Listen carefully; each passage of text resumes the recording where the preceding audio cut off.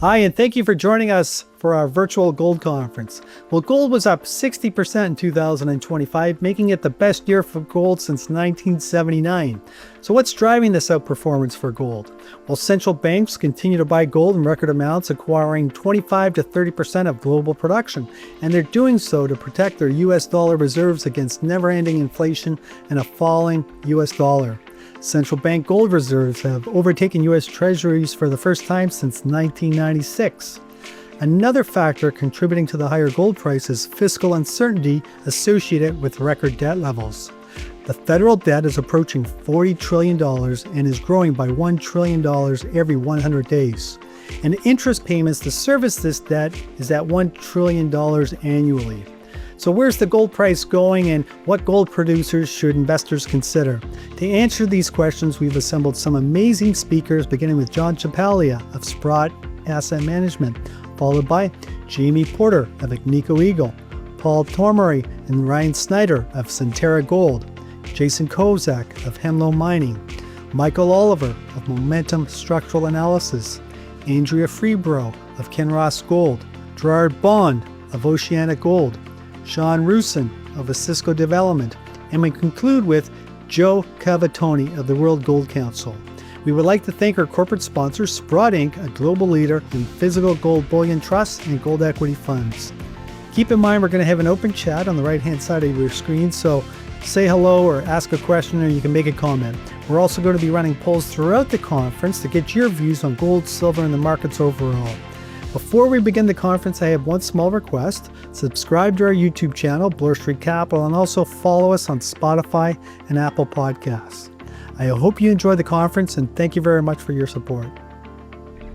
John, thank you very much for joining us today. Last year was an incredible year for precious metals, with gold up 60%, silver up over 140%. And here we are in the first few weeks of January, and it looks like the flow is going to continue on into these precious metals. Can you give us a sense of what you're seeing in the various products at Sprott? Yeah, I mean, it's been about 4 weeks since we last spoke, and the momentum has not slowed at all. We had an incredibly busy second half of December, which historically does not happen, as a lot of market participants and investors kind of take the holidays to themselves. But that was not the case this year. We had an incredible December, and the momentum has continued right through to January. And it's not just gold. We're seeing it in silver. We're seeing it in uranium. We're seeing it in copper. A number of commodities specifically related to energy metals. And alternative currencies, if you want to think about gold and silver as being alternates to fiat currencies, continue to have very strong interest from investors around the globe. And you said there was an acceleration in the month of December. Why do you think that is? I think people are getting more and more concerned about some very unconventional, let's call it policy, whether it's things related to trade, tariffs, Venezuela, Iran, Section 232 reviews. This is the strategic reviews the U.S. is doing right now on a number of different strategic commodities that they deem to be of national security importance. And I think as some of these developments become more and more in terms of pushing the boundaries, I think investors are thinking more about protecting their portfolio against potential shocks or market dislocations. And I think that's where gold is kind of coming in here. Investors are shunning the historic safe haven of US dollars and treasuries. Those two things have been under pressure. The US dollar was soft last year. Treasury yields are just not providing the level of return, particularly on an after inflation basis for investors. And investors are also concerned about the very large US debt level and the Treasury's inability to really extend out the term. Nobody wants to buy long-dated Treasuries. And so that's really forcing them to roll a lot of short-dated debt on a more frequent basis, which I think creates some rollover risk of that debt. And that is another factor that I think is in the minds of investors right now. And how would you characterize the investors? Are they retail, institutional? Are they Americans? Are they Europeans? Yeah, I think what's interesting is we're kind of getting a synchronized level of global interest in gold right now. You have the tried and true stalwarts in places like China and India. These are societies that like to put savings into hard assets like gold and silver. That group has been very, very active in terms of accumulating not just physical, but also buying gold and silver in certificated form, meaning buying it through exchange listed offerings in both markets. We've seen very strong inflows into both those markets. In the Western world last year was a real big sea change in terms of interest across all investor segments. We saw about 45 billion US dollars come into Western listed gold ETFs last year. And that's a really big increase over the prior year. But when you put it in the context of just the flows into US ETFs last year at $1.5 trillion, 45 billion doesn't seem like a whole lot. So a lot of returning investors to gold, but it's still, I would say, a very small population. So let's talk about some of the fiscal issues that you touched on, and we can't ignore the federal debt levels, which are approaching $40 trillion, and they grow by $1 trillion every 100 days. These numbers are just staggering, and the interest payments on that debt is over $1 trillion now. And so the government's been very aggressive in trying to get interest rates lower because they want to, I think they have about $8 trillion in treasuries that are coming up for renewal this year or that are maturing. So of course they want to get the interest rate lower so their interest payments are lower. But it sounds like the Fed or the new Fed governor is going to take a very dovish stance, and they're going to try to get interest rates as low as possible. Sometimes, like I think I've heard various people within the administration, as low as 1%. But I want to get your thoughts on this and what you think that does to inflation. Yeah, I mean, I think what we're concluding, and we've been writing about this at Sprott for the last few months, is this current administration in the US is very willing and open to run a very hot economy, meaning a lot of fiscal stimulus, a lot of money printing and debt to fund all of these different programs that are being announced constantly. And also, you have a lot of pressure coming from the president on the Fed to not just change the Fed governor, but also to push interest rates lower to ease that debt burden. And, the flip side of that is around questioning the independence of the Fed and whether there's going to be undue influence on monetary policy. If that were to play out, obviously you run the risk of much higher inflation in the economy. I think that's one of the reasons, as I mentioned, treasuries don't look as attractive. But it also, I think, speaks to the days of this 2%, inflation target that a lot of central banks have held on to for the last couple of decades. I think that's kind of well behind us. The inflation rate is likely to run much higher. Inflation is not being helped by obviously tariffs, which are inflationary, and as well as disruptions that we've seen in a number of different supply chains. So our belief is inflation is heading higher as fiscal policy remains very, very accommodative, and it looks like monetary policy is moving in the same direction. And of course, this is going to bode well for the price of gold, but you touched on U.S. Treasuries. I've seen many reports saying that central bank gold reserves have surpassed central bank treasuries for the first time since 1996. Yeah, it's astonishing. And I mean, obviously, it's a function of two things. One, the price of gold going up, and two, central banks, a number of them deciding that they want to have a higher percentage target of gold as their reserves relative to currencies and other sovereign debt. And this is happening with a number of central banks.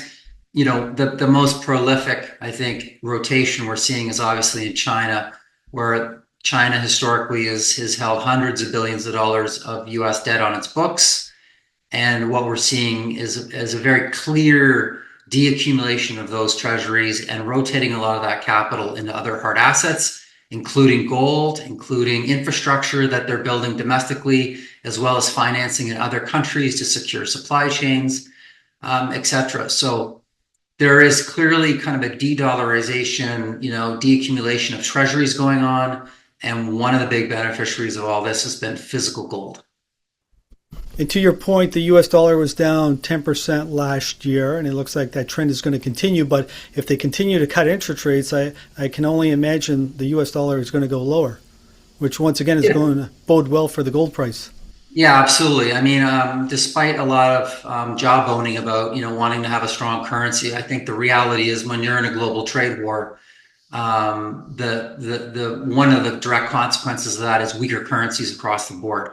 And I think that's why gold is basically being repriced higher, if, irrespective of whether you live in Canada or United States or in the European Union or Switzerland, the price of gold is going up because your currency is becoming weaker as countries let their currency slide to basically mitigate some of the risks of this trade war and obviously shifting world order that we're seeing in terms of, trade policy.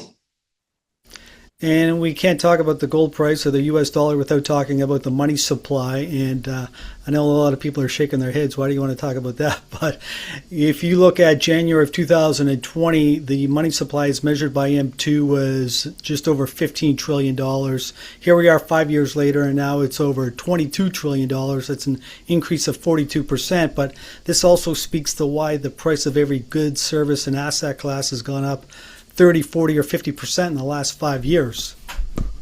Yeah, absolutely. I mean, the inflation doesn't magically appear without a catalyst. And the vast amount of money printing that really started with COVID and has continued unabated has really, repriced the good of all, the price of every good and service in the world. That is obviously being felt, particularly by younger people, as we know, who are caught by that. And it's going to be a persistent issue, I think, as unless policy starts to shift to be more fiscally responsible.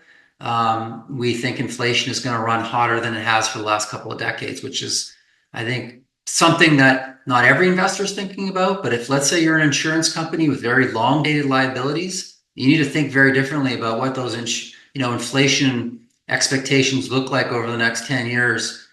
Versus historical levels if you have indexed, liabilities and obligations to your plan members. So I think for every investment capital pool, you have to think a little differently about how it impacts you. But I definitely think it's having a knock-on effect across the board. So John, many of the factors that we have spoken about in the last few minutes, they're all very bullish for gold. The fiscal situation, the lower US dollar, ongoing money printing. But if there was one concern that you have that might lead to a lower gold price here in the coming months, what would it be? Ooh, that's a good one. It's hard to see what would cause a big pivot back to paper. And I say that because I think people are very focused on holding real things and hard assets right now over paper assets. And so it's hard to know, given the signals that the market is flashing, China's willingness to take gold up significantly higher, we believe, in its reserves because of the treasuries that it is slowly, reducing on its balance sheet. We think there's a lot of dry powder there. We also see, huge buying groups with very large savings pools. And I'll just, use one example of China. The Chinese are obviously incredibly hardworking people and save a lot of their earnings, well over $20 trillion of savings there. And you think about, if you were there, what can you put your money into? Well, let's talk about the property market, which has obviously been a huge source of funding for people's savings. Well, the property market has gone down for 6 years in a row there. So people are not investing in real estate. Are they investing in stocks there? Well, the stock market's been really challenged as well the last few years. So what can you buy? Can you buy foreign assets? Well, no, there's capital controls. You can't move your money offshore. So what's left? Well, things like gold and silver. And I think that's why we see a very persistent bid by those groups of people.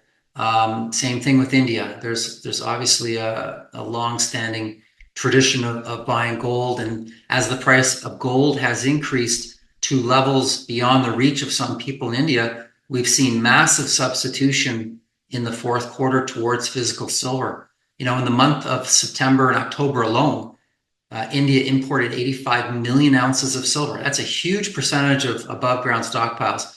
So all of these buying groups, acting together, I think has put incredible upward pressure. And it's hard for us to see in the short term what changes. Could a change in the administration change the election, the midterms, maybe some of these things, but I think the genie's out of the bottle, so to speak, and that the secular changes that are underway right now are not transitory. They're not temporary in the sense they're going to last for 1 or 2 years. That these are moves, strategic decisions that central banks and investors are making in response to a breakdown in the global world order that we've had since the end of World War II. And I think it's going to take people a long time to change their view that we're going to go back to what we had. I think it's a bit of a shock and awe phenomena, and it's going to take time to adjust back.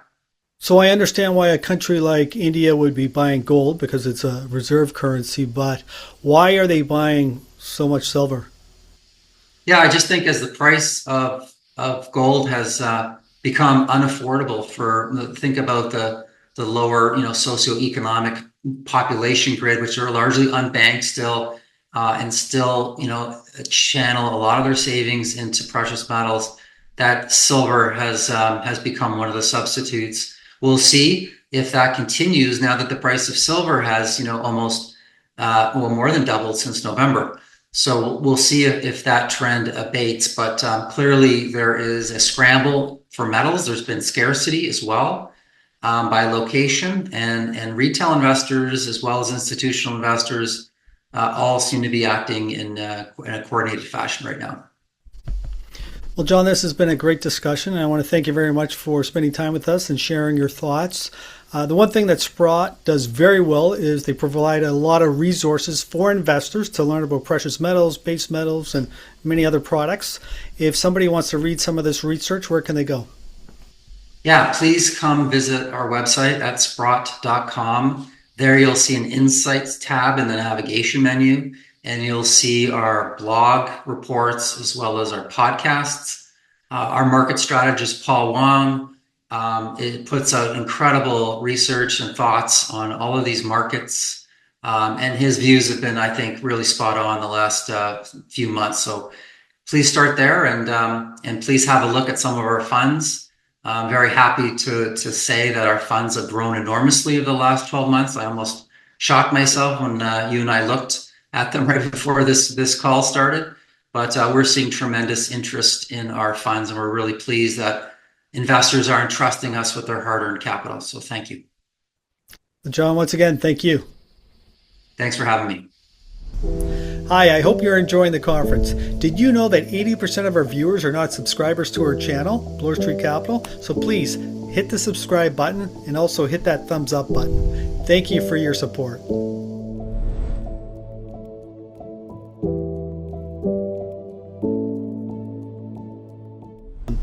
Jamie, thank you so much for joining us today. This year has been a record-setting year for Agnico from an operational, financial, and also a share performance perspective. Can you just speak to some of the key drivers that contributed to Agnico's success this past year, and what will be your priorities as we enter 2026 so you can maintain this momentum? Yeah, absolutely. Well, first off, thanks for having me. I think 2025 was a phenomenal year. We've seen the level of increase in the gold price. I think it's good for the industry, and it's been very good for Agnico. I think our success throughout the course of 2025 was really based on just doing what we said we were going to do. We had tremendous operational consistency throughout the year. We've hit our production targets, and despite the pressure on costs, on royalty costs coming from higher gold prices, we plan to have ended 2025 pretty close to the top end of our initial cost guidance. So we've really been able to deliver that margin expansion that investors expect when the gold price goes up. By holding costs relatively flat, we've delivered tremendous margin expansion, corresponding free cash flow growth, and we've been able to return a lot of that free cash flow to shareholders through our $800 million a year dividend and through a record level of activity on the share buyback. So I think That's all been positive. Great year in 2025.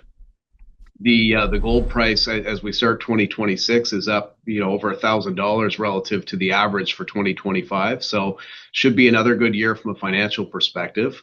What do we need to do? We need to keep delivering and hitting our numbers every quarter. We need to keep showcasing the value of our organic growth projects. So we're going to be advancing development of some of that growth over the course of the next year. A big catalyst for us this year is construction decision on our Hope Bay project in the northernmost part of Nunavut. That's likely to come out in May. And that's going to represent another 400,000 ounce a year producer in Nunavut for us. So that's exciting. We plan to also be able to provide our investors with more detail on our fill the mill strategy at Canadian Malartic and how we see getting total gold production at that complex up to north of 1 million ounces. Great overview. So as a reminder to our viewers, Agnico has 11 producing mines in 4 different countries, but for the interest of time, I want to focus on those assets which are going to contribute to the greatest amount of growth. And I want to start with Detour. Detour is Canada's largest gold mine. It's located in Ontario, and it's on track to produce 700,000 ounces with a pathway toward 1 million ounces. How are the current operations at Detour, and how will you grow production by 30% in the coming years? Yeah, so that's absolutely right. I mean, Detour is a world-class asset. It's one of the largest gold mines in the world currently, and once it's fully ramped up, it will likely be in the top 5 or 6 largest gold mines in the world, and it's located, within about a 10-hour drive of our office here in Toronto. So it's in a very stable region that part of that regional center in the Abitibi, where we've got 5 operating mines that together represent about 2/3 of our production. At Detour, as you mentioned, we've been operating around 650, 700,000 ounces a year. We see the potential to ramp that up significantly. Detour currently has 40 million ounces in reserves and resources. I mean, this is a unicorn in our industry to have a gold mine that has a mine life akin to a base metal mine. And that 40 million ounces we've got there over the last 5 years. So we've gone from 20 million ounces of reserves and resources to 40 million ounces over the past 5 years at a discovery cost of about $10 an ounce. So there's been tremendous value creation through exploration Detour over the course of the relatively recent past. The plan at Detour currently it's a bulk mining. It's a large open pit, relatively low grade mine where we're mining and processing about 77,000 tons per day of ore at a grade of about 0.9 grams per ton. So we could keep doing what we're doing. We're generating tremendous cash flow. The operation's going very well. However, if we keep the operation as is, this mine will still be going in the year 2080. So the challenge is, how do we bring some of that value forward? There's 2 ways you can do that. One is by expanding the mill and your processing capacity. 2 is by advancing the mining of the higher grade parts of the deposit. And we're really doing both of those things. We put out a study in June of 2024 that envisions going underground via ramp and from the underground sourcing about 12,000 tons per day of what will be 2.2 gram per ton material. So instead of the 0.9 that we're getting out of the pit, it'll be 2.2 grams, which increases production. In addition to that, we're going to increase the mill from a rate of about 77,000 to 80,000 tons per day. So you put those 2 together, and we can see production getting up to about 1 million ounces a year by 2030. And based on that study, staying at 1 million ounces a year for over 14 years. Now, I always like to point out that study was done at a point in time based on drilling that was done to the end of 2023. Since then, we've spent tens, if not hundreds of millions of dollars on exploration, and we've significantly increased the size of the underground resource. So really at Detour, that was the plan as of June 2024. Obviously, we're looking at opportunities to do more and bring that production forward even further. And Jamie, you mentioned that this mine will be in production for many decades from now, but maybe you can just put that into perspective for our viewers, how rare that is for a gold mine. Yeah, I mean the average gold mine, I'd say has maybe a 10-year initial life, and if you're lucky, you're able to expand that another 5 to 10 years. I think Agnico's fortunate that we have a number of these large assets that have multi-decade lives. Based on just what we're doing currently at Detour out to the late 70s or early 80s at Detour. At Canadian Malartic, we have mine life out to the 2050s. Great examples are LaRonde mine. It was started 37 years ago with an 8-year life, and has been expanded 5 times, and is still going strong and has an 8-year life today. So there are these unique long life assets within the gold sector, but they are quite rare. Typically, an open pit oxide deposit, you're lucky to get 15 or 20 years out of. So let's move on now and discuss Malartic. This is an open pit mine in the province of Quebec. It is transitioning from an open pit operation to underground. How is the transitioning going? It's going very well. So this is a significant project that we started back in the early part of this decade. We are basically, I mean, if you just in terms of history, this was an underground mine back in the 1950s through to the 1980s, was restarted in 2010 as an open pit, mining the lower grade Hemlo around the historic underground resource. But we're depleting those pits. So the Canadian Malartic pit was mined out a couple of years ago. We've got a couple of years left of mining at what we call the Barnat pit. Similar to Detour, this is a bulk mining, relatively low grade operation where we're currently mining and milling about 60,000 tons of ore per day at a grade of 1 gram per ton. As that Barnat pit gets depleted, we're going to transition to 20,000 tons per day from underground, but at 3 times the grade. So a third of the mill throughput at 3 times the grade means our ounce production stays basically flat, around 550, 600,000 ounces per year. But all of a sudden, we've got a bunch of additional mill upside. So the project's been going very well. We put out our PEA on this in June of 2023. We currently have ramp access down to a depth of about 1.1 kilometers underground. The shaft's more than 2/3 done. It's down to about 1.3, 1.4 kilometers. And we will look to fully transition from open pit to underground in 2028. And then, of course, the challenge is filling the rest of that available mill capacity. So you mentioned that in your intro. Part of the strategy at Malartic is fill the mill. And maybe you can just speak to the strategy. What exactly do you mean by it? Sure. So again, going from we have a mill that currently processes 60,000 tons per day. Starting in the first full year will be 2029. We'll only be filling 20,000 tons per day from the underground. At that rate of 20,000 tons per day, we're still producing 600,000 ounces a year, but we've got 40,000 tons of daily excess mill capacity. So we're looking at a number of things to help provide mill feed and support keeping that hungry mill as full as possible. We're currently evaluating a second shaft.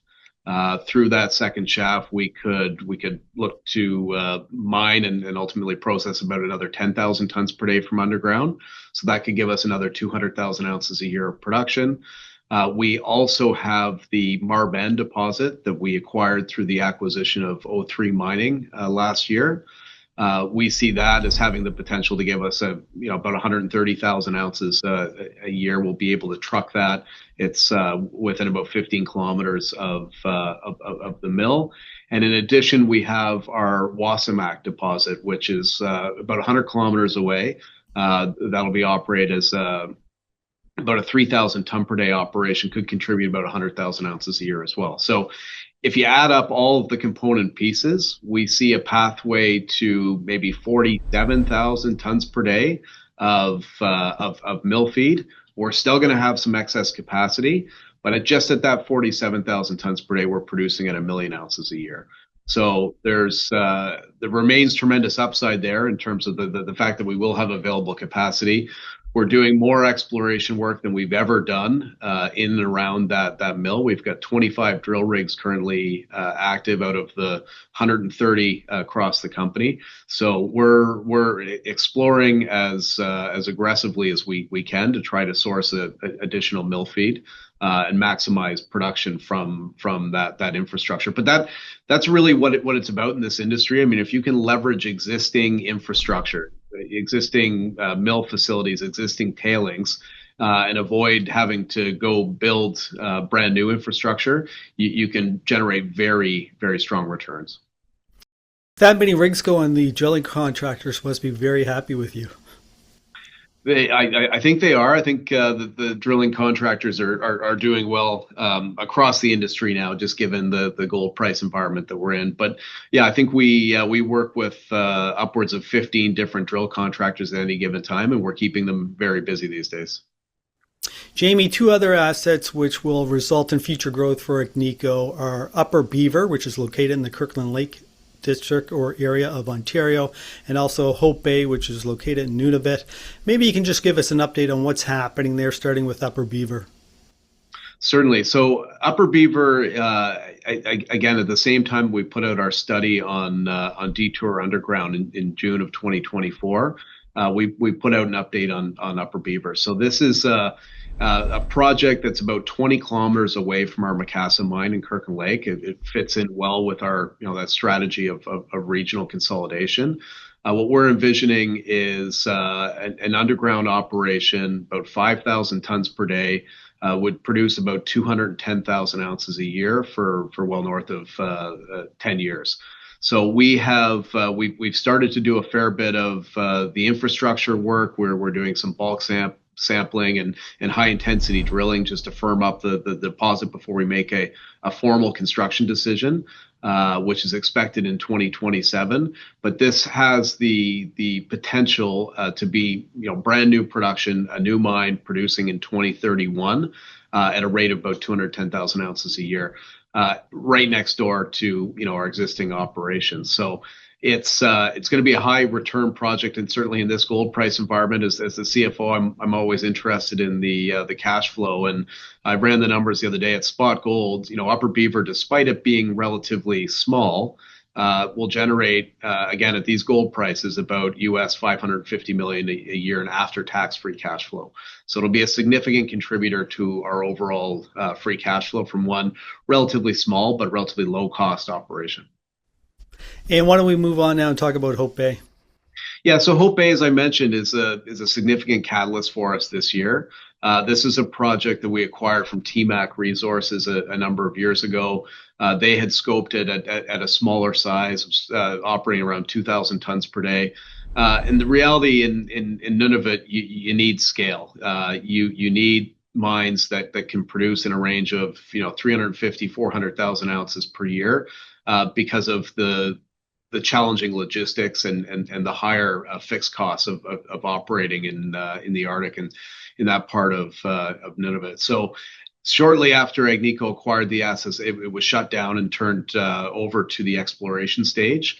And we've really spent the last 3 years drilling it, trying to get a better understanding of the scale potential of the project. And fortunately, about 18 months ago, we hit this zone that we call Patch 7. Patch 7 has gone from 0 to 1.7 million ounces in resources over the course of the past year and a half, and we'll provide an update on that resource at the end of this year. But spoiler alert, it's grown even further. And why that area is important, that Patch 7 deposit is important for the project, is it represents a third mining front. So we'll be mining from what are called the Doris and Madrid deposits, but also from this Patch 7 zone, which happens to be higher grade and some potential for larger stopes. So that's really been a game changer for Hope Bay. We think that between Doris, Madrid, and Patch 7, we can scale this project up at a rate about 400,000 ounces a year, which is really what you need in order to be profitable, to cover your fixed costs and generate very strong returns in Nunavut. So we'll have an update on that in May. We'll likely host an investor and site visit, and we may well have representation from we'll certainly be inviting members of the Canadian government to attend as well. It's a very important project, I think, in terms of just Canada overall. Checks a lot of boxes for the Canadian federal government in terms of Arctic sovereignty, Indigenous economic reconciliation. We know how to operate there, and we can provide a lot of benefits to that region in northern Nunavut. So let's move on now and discuss your balance sheet. With gold trading over $4,500 an ounce, Agnico's creating a lot of free cash flow. How much free cash flow are you generating, and how much cash do you currently have on the balance sheet? Maybe you can speak to how you're going to allocate all that cash in the coming months.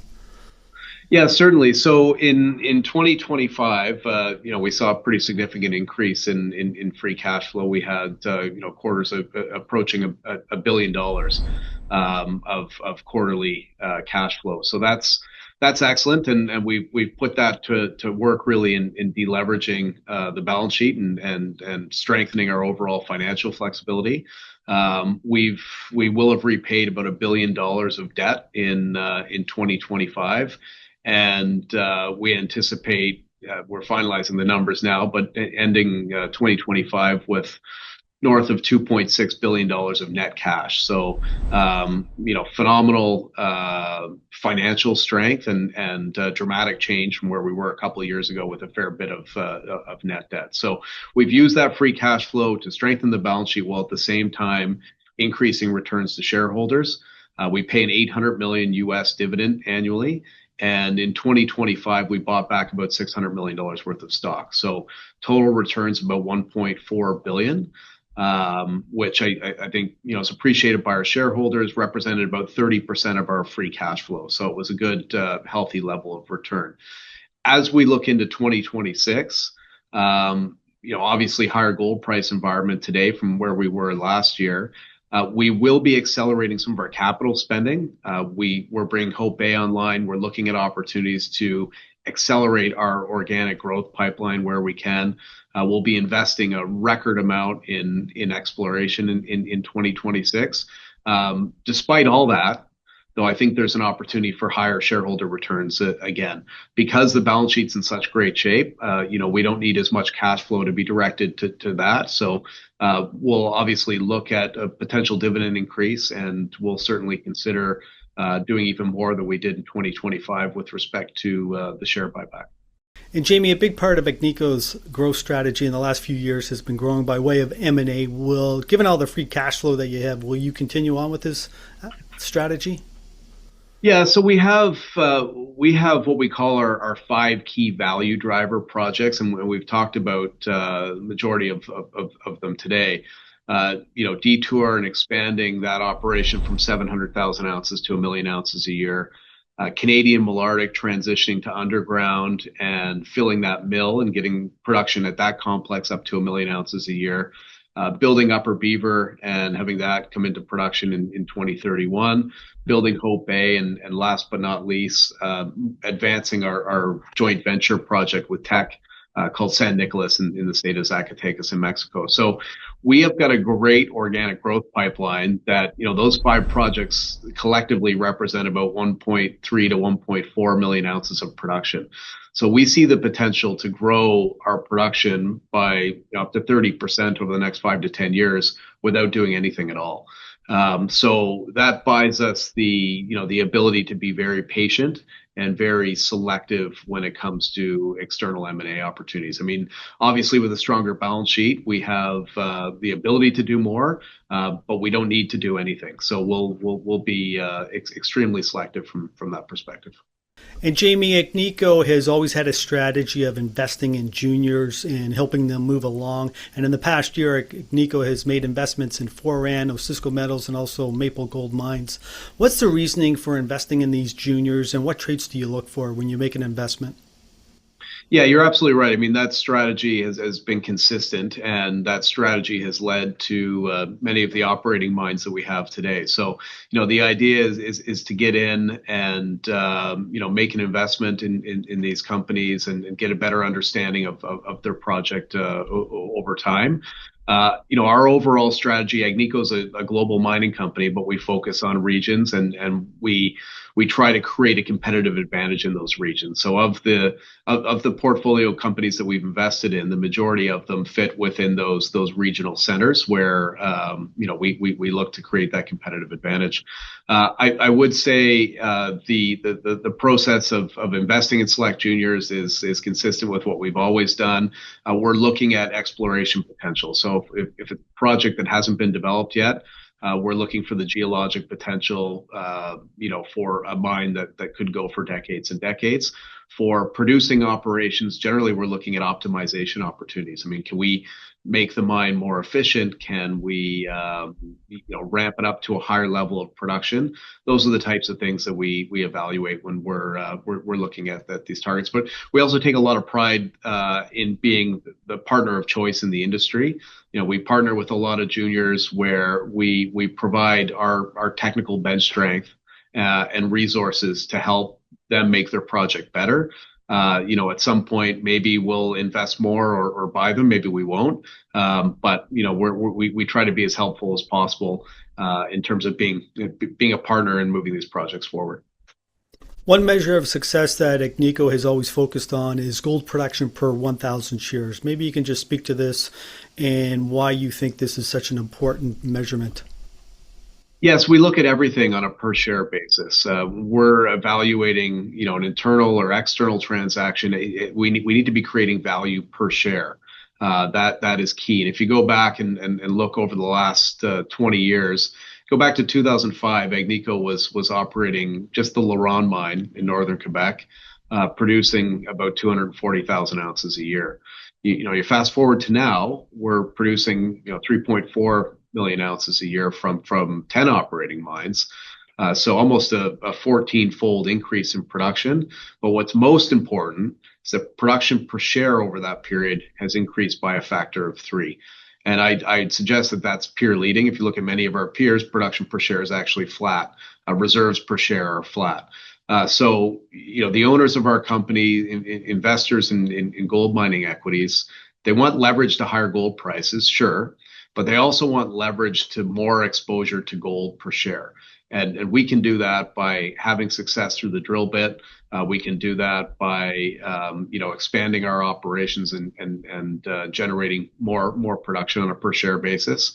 And we've done a great job over the last 20 years and hope to do the same going forward. Well, Jamie, this has been a great update and a great overview. And as we wrap up, you've already provided a lot of detail on what you and your team will be doing here in the coming months. But maybe you can just summarize for investors what they can expect in terms of news flow here in the next few months from Agnico. Certainly. So about a month from now, we'll be providing an update on our Q4 2025 financial results. And with that, we'll provide our guidance for 2026. I think the market, we've had a lot of discussions with investors and analysts, and our objective really has been to maintain stable production over the short term until we start to see production growth from our organic pipeline start up in 2030. And that's when we'll start to see a stair-step increase in production. So that's been our objective, stable kind of near-term production. We are obviously going to see costs increase because of the impact of higher gold prices on costs. And, we've seen that across the industry. But with the gold price where it is, our margins are going to continue to increase. So that will be an update on our 2026 plans. Beyond that, the big catalyst for this year, again, is Hope Bay and a construction decision on that project. That's exciting. I think we'll announce that in May, and we'll be investing significantly in moving that project forward and with a view to getting it into full production by 2030. Later in the year, we're hoping to be able to provide more information and support for our fill the mill strategy. So potentially update some of the studies we have on our Wasamac deposit and our Marben deposit and how we're going to incorporate those projects into the overall pathway to 1 million ounces of Canadian Malartic. So it should be an exciting year. We've got, like I said, lots on the go, lots of very exciting, very high return organic growth projects, and we'll be able to provide meaningful updates on those throughout the course of the next year. Well, that was a great overview, and I want to thank you very much for spending time with us today, and I look forward to the next update. Thanks for having me.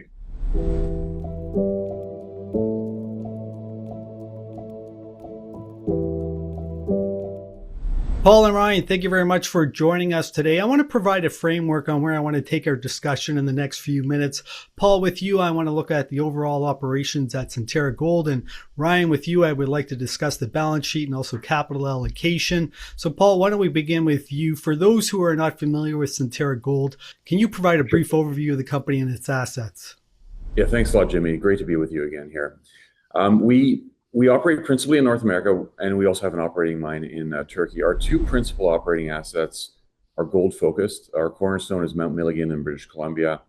It's a long life copper gold asset in production where we have some expansion plans. And our other operating mine is a gold mine in Turkey, an oxide gold heap leach with several years of mine life and very high cash flow potential. We also have a very robust development pipeline. We just announced a PEA on the Kemess asset, which is in northern British Columbia, north of Mount Milligan. Our hope is that it becomes another cornerstone, similar to Mount Milligan, copper and gold, with 15 years of mine life, with lots of exploration potential. So what we're going to be doing there is shortly advancing to a PFS. I'll come back to the Kemess asset a little bit later. Also in the project portfolio, we are developing Goldfield, a gold oxide heap leach project in Nevada that is now well advanced, fully approved. Most of the permits are in place, and we're making good progress on the ground. And then lastly, we have our molybdenum business unit, which consists of the Thompson Creek project in Idaho, which is a mine reopening project, combined with our Langeloth metallurgical roaster in Pittsburgh. And the business plan here calls for reopening the Thompson Creek mine. We're well advanced on that project. We're about 18 months away from first production. And then feeding the roaster, not only with direct feed from Idaho, from Thompson Creek, but also supplementing it with third-party feeds from other mines to ramp up capacity utilization at that roaster. So that's a quick tour through the portfolio. We're principally North America focused, with assets in British Columbia, Idaho, Nevada, but also with a very profitable mine in Turkey. And then the last point I'll touch on is we have a very robust balance sheet, over $500 million of cash. And our entire project portfolio, we can quite comfortably fund it through existing liquidity reserves. And we can get into more detail on that as the conversation evolves here. So that's a great overview. And I want to examine your assets in more detail now so we can see the growth potential and also the value proposition. And as you mentioned, you just released a preliminary economic assessment on Kemess. And I want to look at this in more detail. Just take us through the highlights and what does it mean for the future growth at Centerra? For sure. It's a really important asset for us. And our hope is that it becomes almost a twin to Mount Milligan, where our cornerstone strategy is focused on copper and gold in British Columbia.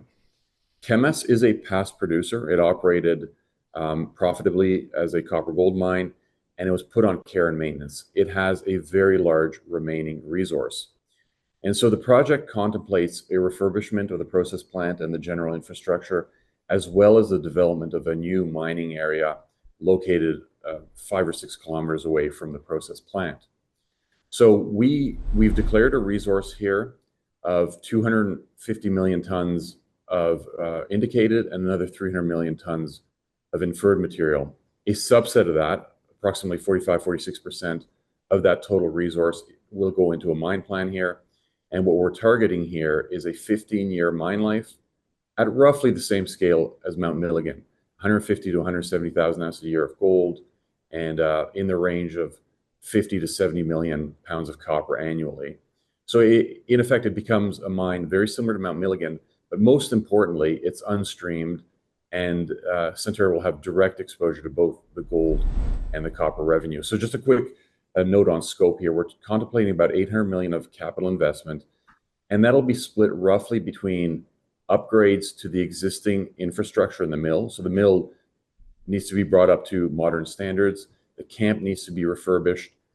And then the second large category of CapEx is the development of the new mining area. As I mentioned, it's located several kilometers away from the mill, and we have to develop tunnel drives for conveyors to access that area, which is located on the other side of a ridge.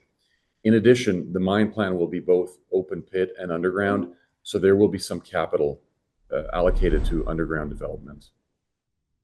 And Paul, as you mentioned, Kemess was a past producer, so one of the big advantages is that the infrastructure is already in place, including a 300-kilometer long power line. But maybe you can just speak about the infrastructure in more detail and what it means on a CapEx point of view. Yeah, that's right. We think that Kemess is a relatively low risk project. As I said, much of the infrastructure is in place. And some of the key elements of that infrastructure include that power line that you mentioned. It's over 300 kilometers long. We own and operate it. And in today's market, the cost of rebuilding that power line would be well over $1 billion. So we have it and it's in good condition.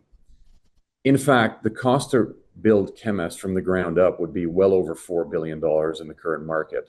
And that's a huge advantage, having a past producer where the tailings are in place. That's another major foot in the door in terms of reopening it. Also importantly, though, many of the permits needed to reopen Kemess are already in place from a past project scope that Centerra had advanced a number of years ago. And lastly, we do have an agreement in place with a number of the First Nations in the area.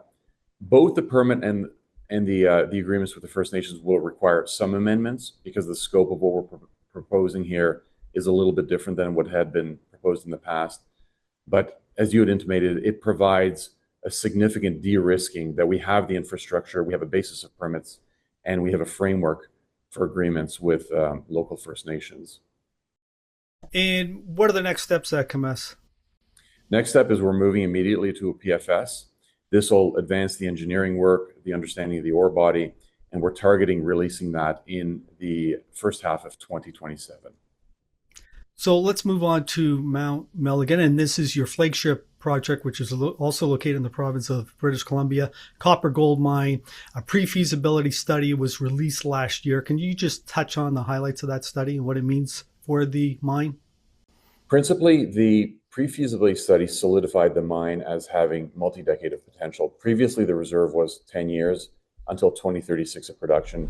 That PFS extended the mine life to at least 2045. And I say at least because we have a lot of mineralization to the west and the southwest that we will continue to drill and ultimately incorporate into the resource. And we expect that the mine will have well more years beyond 2045. In fact, to illustrate the confidence we have in mine life extension there, I'll note that the tailings dam that we are designing, engineering, and ultimately building here as part of this expansion will have capacity until 2070, just to give you an idea of the extent of the mineralization. As part of that project, to extend the mine life, we're also increasing throughput capacity in the next couple of years by about 10%.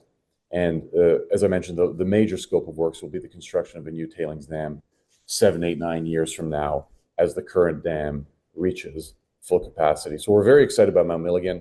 We have 20 years of mine life with line of sight to significant resource extensions beyond that.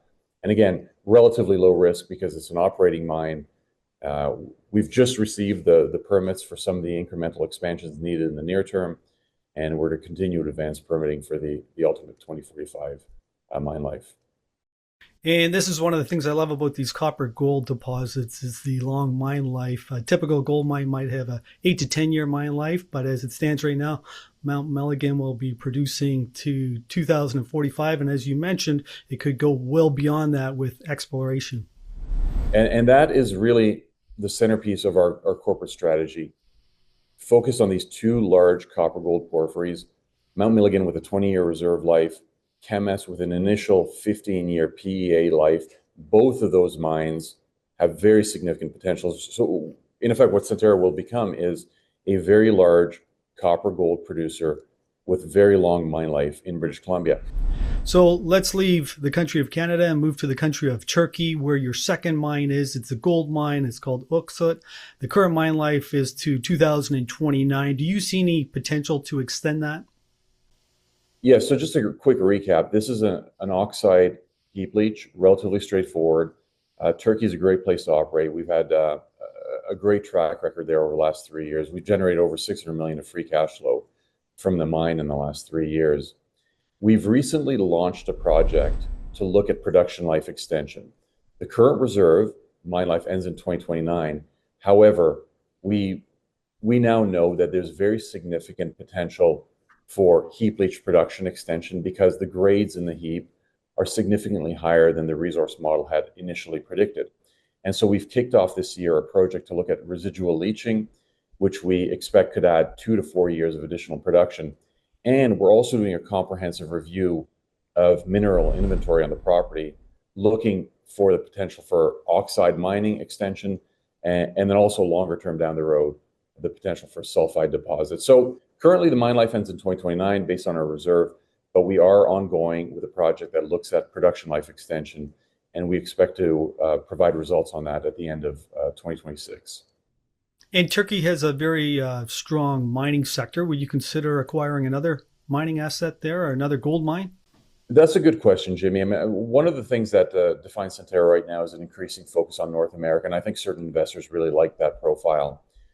We're not close to further investment in Turkey, but right now our priority for capital allocation in terms of developing new mines and new projects is really focused on North America, as evidenced by our project portfolio, Kemess, Milligan Expansion, Goldfield, and Thompson Creek. But we are not close to the potential for continuity in Turkey if the right conditions present themselves. The Goldfield project in Nevada is another growth opportunity for Centerra. And Ryan, you're responsible for this. You completed a technical study on Goldfield, which showed a very attractive economics. Can you just talk about the highlights of this project and why it's a good fit for Centerra's portfolio? Yeah, sure, Jimmy. As Paul noted, we have the two longer life gold copper assets in BC, and in the Kemess PEA, we're looking at a late 2031 first production in Kemess. And so that's a bit more of a longer term play. But in the medium term, we're trying to get as much gold exposure as we can. And so in addition to Mount Milligan, we have good production out of Öksüt. And we looked at Goldfield, restudied that project earlier last year, understood the resource a bit more, and found ways to really augment the recoveries through a crushing strategy that are going to improve the recoveries at site, and felt comfortable after doing a PFS moving forward with Goldfield that it's a really good project for Centerra. It's a $252 million capital project. We've already started that. We're into site establishment and some of the detailed engineering, and it's a relatively short development timeframe. We're looking at first production from Goldfield in late 2028. So while we're developing these longer term assets like Kemess, we are going to be getting more gold exposure in North America from Goldfield. When we put out the study last year, and we used a gold price of $2,500, and it had an NPV of $250 million and an IRR of 30% at that metal price. Obviously, gold prices have zoomed well past that. And at today's spot prices, Goldfield is an $800 million project, a 70% IRR project, and one that's fairly simple. It's a oxide heap leach, fairly low capital risk, and one that we think will be in production relatively soon. And Ryan, can you just clarify when you say it's going to be in production soon, what year? Yeah, we're looking at late 2028.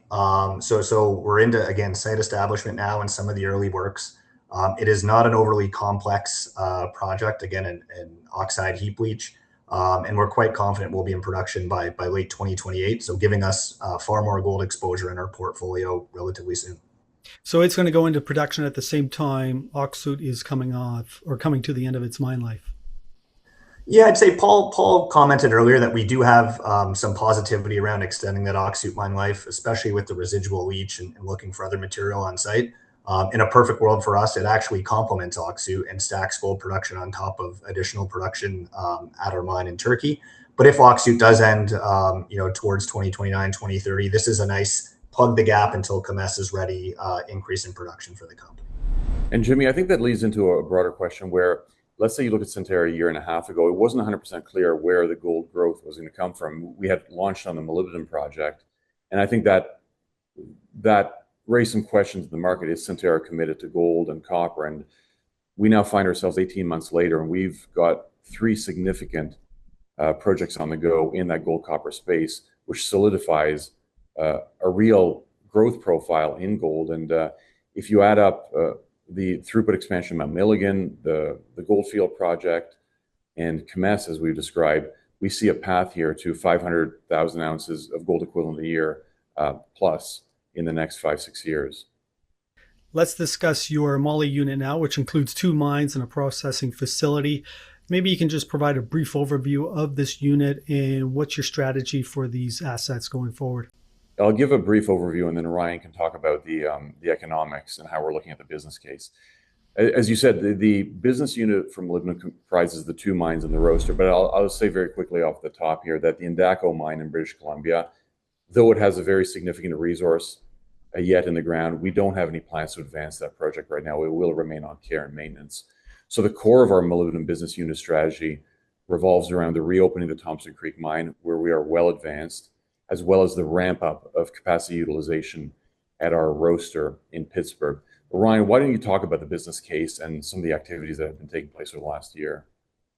Sure, yeah, and the focus really is on the U.S. and in a very constructive market for molybdenum right now. As Paul commented earlier, molybdenum prices have been appreciating, and they're currently higher than what we use in our economic studies. But really, the plan is to restart Thompson Creek. As Paul noted, it's about a $400 million capital project. We're about 30% of the way into that, so we've sunk a good chunk of capital already, and have that mine feed go to our processing facility, Langoth in Pittsburgh. And so we're looking at this as a vertically integrated business. We ultimately sell the products out of Langoth to the steel industry, mainly to the large U.S. steel customers. And it's a really exciting business. It's not gold or copper, but we see really strong cash flows ahead for this business. When we put out the study around our molybdenum business plans, it was an NPV of $472 million at 8%. Through this vertically integrated business proposition. But again, we're partway into the capital spend, and metal prices for molybdenum are ticking up. So we see a pretty strong return from our investment in molybdenum. First production from Thompson Creek is about mid-2027, so we're not that far off from turning this into a usage of cash for Centerra into a cash-generating business. And if you go back even at our study prices, we're looking at 100 million plus of cash flow a year from the combined assets. So it's not gold, it's not copper, but it's a commodity that we think has a bright future, and we're happy to take that to first cash flow for the company. And Ryan, we should touch on the environment in the U.S. right now. The current administration's policies around metals and manufacturing and a focus on the steel industry have created a very conducive environment for this business proposition in molybdenum. So we have in effect a U.S.-based story here, mining molybdenum, processing it in Pittsburgh, and supplying the domestic U.S. steel industry. And over the course of the last year, we've seen strong uptick in demand for molybdenum products. And a quick reminder here, molybdenum is a steel alloying metal that is used to make steel, in effect, stronger, tougher, more resilient. It's used extensively in energy applications, everything from pipelines to nuclear, but also heavily used in aerospace and defense, in shipbuilding. So wherever you need stronger, tougher steels, you see molybdenum alloyed steels, and we have seen a strong uptick in demand on the part of the domestic U.S. steel makers. And given that Centerra Gold is a gold-focused company, would you consider selling this division or spinning it out as a separate company? It's something that is always on the table. We recognize that molybdenum within the company is a bit of a strange fit for a gold mining company, but we love the business case. As Ryan described, it has the potential to generate very significant cash flow. The molybdenum market is strong. So what'll happen is it'll be a decision between, well, do we really like the cash flow? Do we like what it does for the balance sheet, what it does for our shareholders, versus what it may look like as a standalone unit, say through a spin or an IPO? So the answer to your question, Jimmy, is we recognize that strategically it's a bit of an odd fit given what our peer group looks like, but it's also a great business, relatively low risk. So we'll make that decision as market conditions warrant as we get closer to production. Paul, I want to ask you about your production profile now. You've talked about your organic growth pipeline of projects. Can you just speak to what Centerra will look like as a producer in the medium to longer term? Well, our immediate goal here is to grow gold production. And we talked about the overlap of Öksüt Goldfield earlier. So we will have overlap production in 2029 at Öksüt Goldfield. So that'll be the first big bump up in our production profile. We're hoping to extend Öksüt, as Ryan mentioned. But with our PEA here on Kemess, we plan to be in production there in late 2031. So what you're seeing is a steady build in that gold base. So we've got Mount Milligan, a minor throughput expansion coming in 3 years. We've got Goldfield, we've got Kemess coming. So what Centerra is transitioning into, say 5 years from now, I think that's a good medium-term window to look at, is if our plans come to fruition here on Kemess, what we will have is 2 large-scale open pit with a combined underground at Kemess production base of gold and copper in British Columbia, supplemented by Goldfield. So the medium term sees us growing strongly, principally with Kemess and Mount Milligan operating in tandem. And then, as we discussed earlier, both of those have the potential for multi-decades of production. I want to bring Ryan into the conversation now and discuss your balance sheet liquidity and also capital allocation. Can you just speak to your capital allocation strategy, Ryan? Sure. Yeah, and I'll answer it in two parts. You mentioned the balance sheet. One of the hallmarks of Centerra is a very strong balance sheet. As Paul noted, over 500 million of cash. We have no debt. We have a $400 million revolving credit facility that's untouched. And so we do have a lot of internally available liquidity, and we make very strong cash flows at both Mount Milligan and Öksüt right now. And in terms of capital allocation, we obviously want to allocate that capital to the highest return use. Paul has outlined our development plans for our internal assets, and we see good, strong returns and good IRRs on all of those projects. So Kemess, Goldfield, Thompson Creek, and the Mount Milligan expansion. And we are going to allocate our liquidity towards those assets. But even looking at those assets, looking at the capital sequencing, we're going to have excess liquidity just on our internal basis. And so we have been allocating that capital to shareholders. We do pay a pretty steady dividend, about 6 years straight of quarterly dividends. But we have been ramping up our share buybacks because given where we've been trading, given our relative and absolute valuation, we think that's a high return use of cash as well. I think our goal in 2025 was about $100 million of share buybacks, which is a public number. And we ended up relatively close to that. So big, strong buybacks for a company our size. That's about 5% of our shares outstanding. And we bought back about 10% of our outstanding shares over the last couple of years. So the dual goal of this company is really to grow our internal assets, increase that gold and copper production profile, as Paul talked about, while reducing our share count at the same time to give investors more torque to that future production profile and to a re-rate that we expect to come from Centerra. I think the other point I'll make is we are a bit of a unique company. Like, we have so much in front of us in terms of development. It's all in North America, or predominantly in North America, which is great. But we're also a company that doesn't need financing to do it. We are going to fund this internally with our cash on hand and with cash flow from operations. We don't need to go to the equity markets and dilute shareholders to fund these projects. We don't need to do, arduous financing streams or difficult debt deals. We have the financial capacity to build these assets, which makes them more real, right? And more credible that these will actually come online if you already have all the liquidity needed to do it. And I'm sorry, how much cash did you say you're sitting on? Over 500 million at the end of September, which is the last public number. It was 562. It'll end the year above 500 million as well. And so, still sitting on a very strong cash base while we have been really spending a lot on buybacks and while we have been investing heavily in Thompson Creek. So we've been able to keep our cash balance at a relatively high level while we're investing in our projects and returning capital to shareholders. And how do you put that cash to work? Yeah, I think, again, while we have it, we invest it, we make pretty good returns on it, but it is earmarked for shareholders and for our projects. When we look at other opportunities, we think those two buckets give us the highest return on our cash and on our liquidity.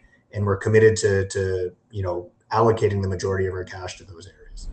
And Jimmy, since we last spoke, we've also deployed some capital into investments in juniors, again, to increase gold exposure, but also to potentially bring assets into the portfolio that makes sense for us. So we've got a half dozen or more 9.9% equity investments we've made.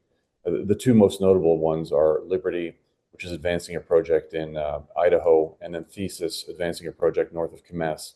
And so the thought here is to look for equity investments in developers who have high quality projects where we believe there could be an industrial synergy with Centerra's asset base down the road. I'm not saying we're going to take them over, but it provides that kind of optionality in the portfolio. So that's putting capital to work in investments with continued gold exposure in areas where we already operate.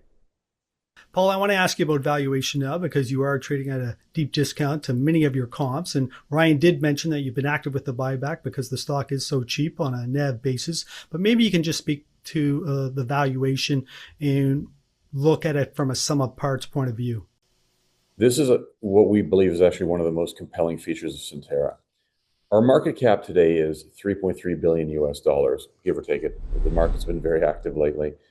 As Ryan mentioned, we have just over 500 million of cash in the bank. So on an enterprise value basis, $2.8 billion. The PFS we released on Mount Milligan yields a value that fully accounts for our enterprise value, 2.8 billion, at prices, commodity prices well below spot. So from a very simplistic point of view, our valuation based on our share price, enterprise value of 2.8 billion, that's Mount Milligan. And that's an operating mine. It does not have a lot of development risk. Many of the permits are in place. We're advancing the other ones, relatively low risk proposition. And then you take a spin through the rest of the portfolio. Our PEA on Kemess shows a value of 1.1 billion at $3,000 gold and 450 copper. Then Goldfield, again, pick your price, but 500 million at prices below spot. Öksüt in Turkey, similar valuation, 500 to 600 million at prices below spot. So between Kemess, Goldfield, and Öksüt, there's another $2 billion of value there. And as Ryan mentioned, the molybdenum business unit, with prices trading up on the commodity, with capital being invested in the asset, if you simply fast forward the DCF on the study they released, you're looking at 700, 800, 900 million of value, depending on the commodity price. So we believe, on the basis of what I've just put together there, that there's almost an equivalent amount of value sitting in the other assets over and above where Mount Milligan is, which leads us to view ourselves as trading at 0.5 times, which is a very, very low multiple when you look at the peer group. And again, this is a commodity prices well below spot. We can fund all of our development. I think Ryan explained that very well. We can quite comfortably fund our projects, Kemess, Goldfield, Thompson Creek, out of existing liquidity. So there's no dilution coming on share issuance for cash. So that's our fundamental value proposition. Deep discount on asset valuation, sum of the parts, with a straightforward ability to fund our capital projects. And I think we buttress that conviction and valuation with the strong buyback that we've been running over the last a year and a half. So that's our compelling value proposition, is that we think we trade at a deep discount to the sum of our parts of our asset values. And I think we've seen some recognition of that as our shares have traded up, but we believe that there's a lot of room yet for the share price to run just to get up to even, let's say, 0.7, 0.8 on our valuation multiple. Well, Paul, this has been a great overview. And as we wrap up, you've discussed a lot of detail on what you and your team will be working on in the coming months. But maybe you can just summarize for investors what they can expect in terms of news flow here in the first half of the year. Well, we're of course, going to be putting out our year-end results, and we will be advancing the development of the projects at Thompson Creek and Goldfield. So throughout the year, you will see milestone announcements on progress at the reopening of Thompson Creek. As we've mentioned, we're heading to first production there in about 18 months. We are going to be advancing site establishment works at Goldfield throughout the year. So what you're going to be seeing is incremental investment capital being put to work in those development projects. I mentioned that at Kemess, we are moving into a PFS right now. We intend to release the results of that in the early part of 2027. And at Öksüt, as we mentioned, we are working on a life of mine optimization study, which is targeting production life extension, principally through residual leaching, but also potentially through new oxide or sulfide deposits. And that study will be published at the end of 2026. So for all of our assets, there's quite a lot of advancement to take place over the next year. We'll be providing updates with each of our quarterly releases in the upcoming year here. Well, Paul and Ryan, that was a great overview and a great update. And I want to thank you both for spending time with us today and sharing the Centerra Gold story. Jimmy, thank you for having us. It's always great to talk to you. Hi, it's Jimmy, and I hope all is well with you. Before we get on with the interview, one small request. Please follow me on Spotify and Apple Podcast. Leave a rating, leave a comment. And if you have any suggestions on who you would like to see interviewed on the channel, let us know in the comment section. Thank you for your support. Now let's get on with that interview.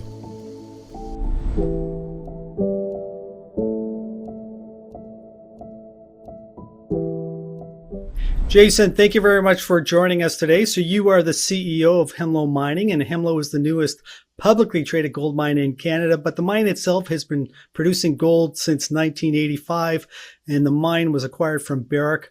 Why don't you take us through the process of how you and your team acquired this asset, and how did it all come together? Yeah, thanks for having me on. Quite a unique history, to be quite honest. Our lead director, Bob Quartermain, reputation speaks for himself, mining Hall of Fame guy, was actually at Hemlo for two of the three discoveries back in the early 80s. So his affinity with the asset and his knowledge on a geological level is unparalleled to anyone else in the industry. Um, so with that and his relationships with CIBC and Mark Bristow, um, he was asked to come into the process in early April. Him and our other co-founder, Jonathan Odd, worked together at Dakota Gold, as you know. They contacted me, and we built really an amazing team around this high quality asset. The process was very competitive. It started off with about 35 companies, dwindled down into phase two around 10, and then the final process of around 4 people, well, 4 in total. It was extremely competitive. We were the only, call it, shell company in the process. Everyone else was multi-billion-dollar producing companies operating in the area or elsewhere globally. We have a very unique skill set with our team. We pride ourselves on our operational excellence. We have a very, very strong mining and engineering team that sees a lot of value in optimizing projects and has done that multiple times over their career. And then a unique skill set on the geological side that we see a lot of potential where others may not. Myself being a structural geologist by trade, so all of that, it was a lengthy process, very competitive process. The bids were all stacked on one another, so we did not overpay for it, and it was frankly a very unique time to ink a deal when gold price was $3,300. It has now moved $1,000 in our favor, but more importantly, you're inking a deal at 2,600 long-term metal prices, and never before in this market, as you know, have you seen such a decoupling from spot prices to long-term consensus prices. Usually it's around 15% discount to spot. So when you're talking about a 14-year asset that we see clear visibility and potential to push over 19, 20 years, inking it at $2,600 is extremely value creative for our shareholders given the duration of the asset. And I didn't realize there was that much competition for that asset. So good on you guys. But what was the final price tag? How much did you pay? So it was $925 up front. So $875 in cash and $50 in stock. All numbers we'll disclose and talk about today are in US dollars. It's just a very unique asset. It's a piece of Canadian mining history. I used to write papers on Hemlo when I was in university, and you could count on one hand how many. We believe the potential is 20 plus years. We believe we can have the potential to produce over 200,000 ounces per annum. We're at around 140 now.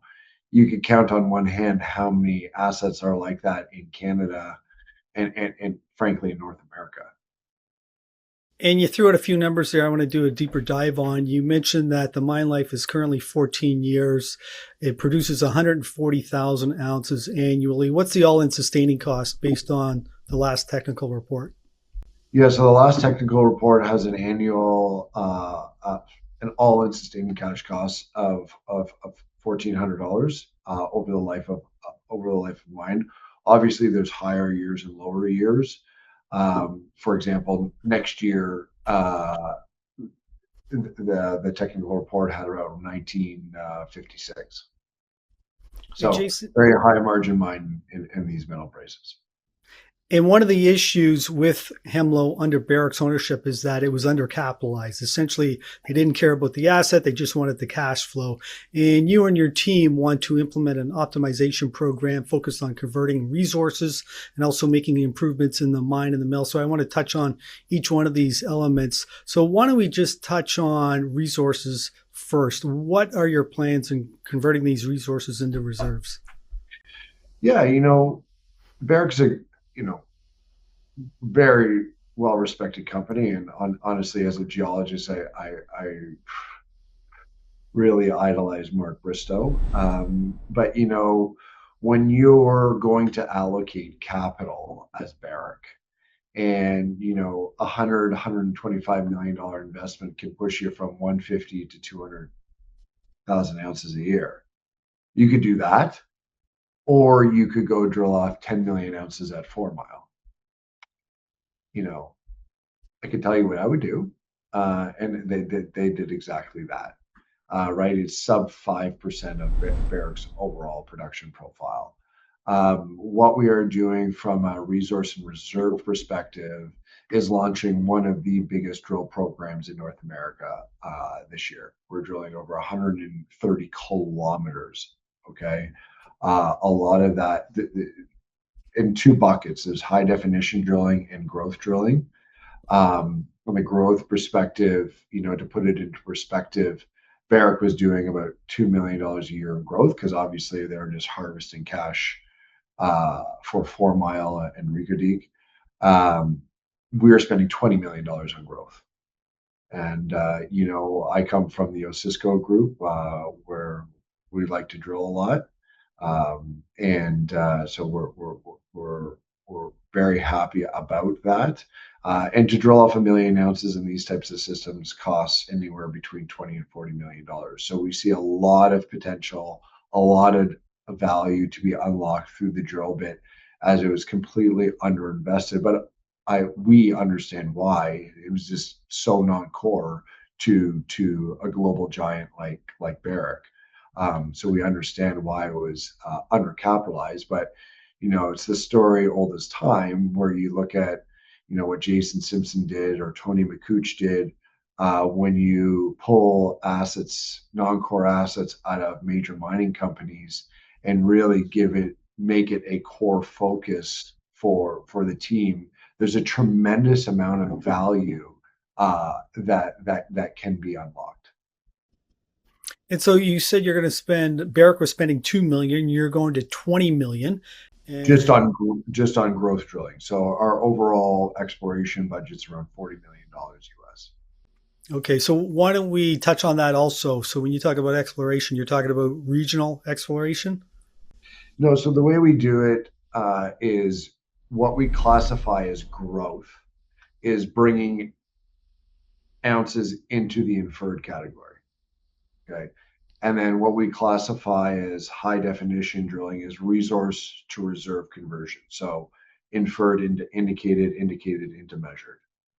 We want to get to a point that everything we are mining is measured material. Right now, we're about 85% of the material that we'll be mining next year is measured. We want to get to a point where 100% of the material is measured. And another part of the optimization program is working on the mine itself and I guess making changes to the infrastructure. What do you have planned there? Yeah, it was very interesting. We talk about a very underutilized infrastructure here at Hemlo quite a lot. Very similar to, again, Musselwhite and Porcupine. The hoisting capacity is at 60%. So it can do 6,000 tons a day of ore. There's a ramp that just broke through the surface that can do 2,500 tons a day. So you're talking about 8,500 tons a day that you can pull from the underground. Our current mining rate is 3,500 tons a day. The mill capacity is 10,000 tons a day. So you would think that is an obvious strategy that Barrick can execute. The issue around that, and you could see a slide 9 in our corporate presentation, is that when you run it at a very conservative metal price of $1,700 for reserves, the stopes are scattered all throughout the mine. And when you flex the metal price to still a very conservative number at 2,100, you see very discrete sectors that you put one team in that sector, which will drive a much higher productivity and a lower unit operating cost that will support the lower grade cutoff. But you can't see that at a $1,700 metal price. So by doing that, we've redone the whole life of mine design at that higher metal price, which will drive that higher productivity that could fill the hoist, fill the ramp, and still we're at 85% capacity at the mill. So it's a very unique asset with respects to that. And again, we're not reinventing the wheel. The mine was designed for 6,000 tons a day on it, right? It was just Barrick being conservative, and Mark doing a great job on preserving margins. But we see that, in this metal environment, still being very conservative, still preserving significant margins. This will allow for much better productivity and a more fit for purpose approach for this mine. And I'm sorry, Barrick was using 1,700. What are you going to use? So start up until last year in 25, they were using 1,500. Then they used 1,700. We are just going back and forth with between 21 and 2,500.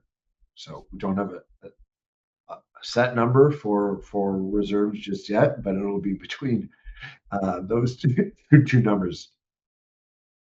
And now, why don't we talk about the mill, because you also want to do some optimization changes here. What do you have in plan, or what do you have in mind?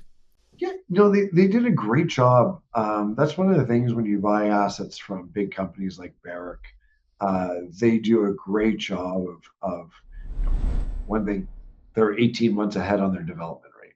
Commonly a junior would be 6 months ahead. So they do a great job with things like that. And especially to go back to the mill, like they run two parallel lines right now. So the SAG and the ball mill on the front end, they'll run one line, shut it down, maintain it, run the other line, shut it down, maintain it. The back end of the mill with the Nelson concentrator, the tailing flotation cells, and the cyanide detox tanks need to be upgraded. So from 3,800 to 4,800, there's no capital investment. From 4,800 to 6,000 tons a day, there's about a $10 million capital investment. And then to get to the full 10,000, including the tenants, around 32 million, which is all disclosed in the technical report. And so I want to talk about exploration drilling now. Barrick did very little, but you're going to do significantly more. Maybe you can just talk about that, and what targets do you have planned? Yeah, as a structural geologist, it's quite fascinating. And Bob Quartermain loves his geology. He's an amazing person to work with. And it's hosted in two deformation events. There's an F1 fold, F2 fold. So there's a lot of potential extending these fold closures at depth. And there's multiple folds that have not been yet drilled. So the E zone, B zone, D zone, and A zone are areas of significant focus for next year. And why don't we just touch on regional exploration, because I don't think I mentioned this, but the Hemlo gold deposit is located along the Hemlo Greenstone Belt, which is a very prolific gold region. Maybe you can just touch on that, and if you've identified other areas yet that you want to test or target. Yeah, the answer is we have not properly evaluated the regional land package. It's a massive land package in an Archean granite greenstone belt. It's around 47,000 hectares. To say that there's a one-off deposit of, call it 25 historically produced, we see potential to push it well over 30 million ounces. To say that there's a one-off 30 million ounce deposit, and these types of rocks on a geological level, it's extremely rare. So we will chip away at the regional land package.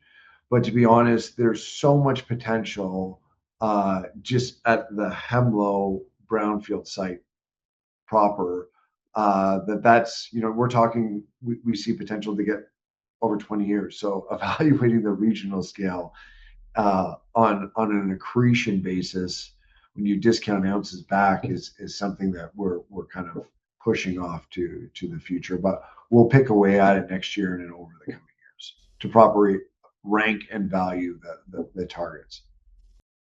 And why don't we talk about the timeline associated with this optimization program? Because it currently has a 14-year mine life, and you want to take it to 20. It's producing 140,000 ounces, and you want to take it to 200,000.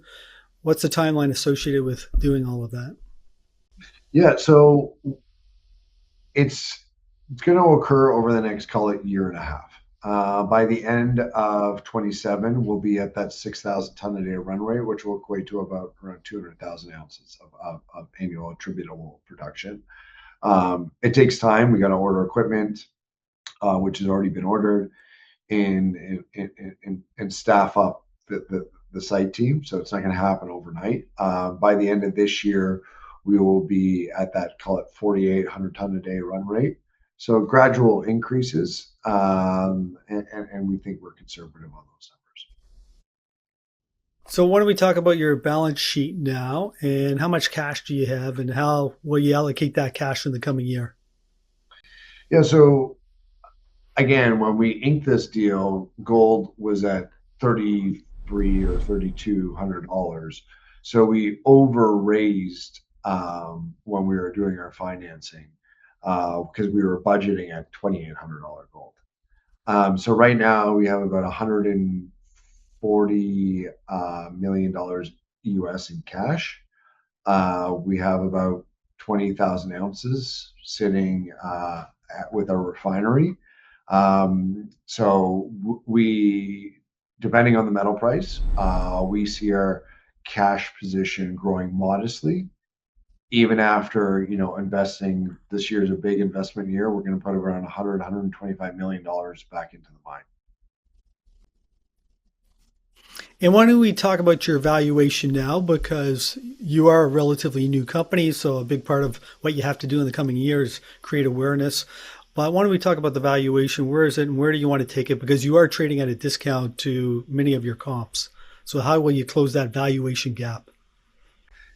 Yeah, I think we just have to deliver on what we say, to be quite honest. If you look at our peer group with our resource and reserve base and our production profile, companies are trading, around $3.5 billion, and we're sitting at $1.5 billion. So, what that would equate to is around $11.5, $12 share price. So we will close that gap. Again, to hit on the point that this is a very unique asset in Canada, where we're talking about a 14-year mine life that we see potential going over 20. So a lot of our NAV is clipped at a long-term metal price of $2,600. So yes, everyone has a lot of NAV torque to higher metal prices, but commonly gold assets, as you very well know, are 5 to 7 years. So we have significantly more NAV torque than any of our competitors, given the duration of our asset in Canada. And you have a lot of marketing lined up for Q1 of 2026. Maybe you can just touch on that, just in case some of our viewers might be where you are and they want to come and meet you. Yeah, I leave tomorrow for a 3-month trip. So we're over in Switzerland, London, Paris, throughout the United States, over in Australia, Singapore, Hong Kong, BMO conference, TD conference, PDAC here in Toronto, then hosting a nice site tour for a few investors right after PDAC. So it will be a busy Q1. Jason, as we wrap up, you've already provided a lot of detail on what you and your team will do in the coming year to optimize the mine, but maybe you can just summarize some of the news events that investors should look for in the coming months. Yeah, so one of the big things is we're going to be doing our TSX main board listing. Right now, we're the biggest company on the venture exchange. It looks like we'll have some index inclusion on the rebalancing in March, which will be a major catalyst. We'll have an updated resource statement using a higher metal price in at the end of Q1. Then we're just starting off a 130-kilometer drill program. So you'll see a significant amount of news flow coming from the drill bit. That will feed into the updated technical report that will be published in the middle of 2027. And then in 2027, doing our NYSE American listing. Well, that was a great overview and a great update. This is a new company for me, so I want to thank you for spending time with us today, and safe travels. Thank you very much. Take care.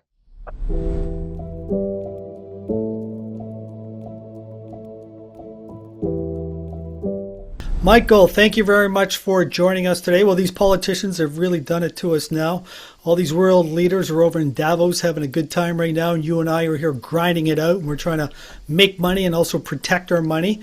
So we have a lot to discuss here in a short period of time, and I really don't know where to begin, but why don't we just begin with today's activities? What's your assessment of today's action? Well, the key to watch, and we've been saying this for months, when we're focused on silver and gold, the key level to watch is the bond market. Because we know this time around, not like 2000, 2002, which is .com bubble. Okay, fine. Simple explain, a overdone sector. Or mortgages, 2007 through 9, this family, that family, a lot of mortgages. Okay. This time it's government bonds. They're the Titanics of the world. Ours, the Japanese bonds, UK, you name it. They're all in dire straits. And we know that, and it's not because of just what's happening now. It's been what's building up and building up and building up. Okay. And now suddenly, because of the events of the tariff versus, the war between us and NATO and Europe and so forth, it's put they want to dump everything. The Europeans sell all those bonds, et cetera. Fine. Okay, good. They should anyway. What the heck? But T-bonds, technically, we've been assessing them continually. T-bond futures is what we look at. They're 30-year bond futures, been around for decades, okay? That does not influenced by the Fed's short-term rate cuts. In fact, they've cut rates, for a period of time here, and the T-bond yields are nailed to the ceiling, high, prices low. And if you slip those prices down much below where they are now, the T-bond futures price, 2-3 points below where they're trading now. They reached into the 113s today. Okay, I'll explain that in a minute. You could precipitate a panic where you don't just get a price drop, but you get a real quick couple day, crash type fear. Okay, you can't have that in the bond market. It's bigger than this. Its stock market doesn't compare to the T-bond market, and it's not just us. It's Japan. We know that. T-bonds collapsed from 2020 to 2022. October 2022, they made a low.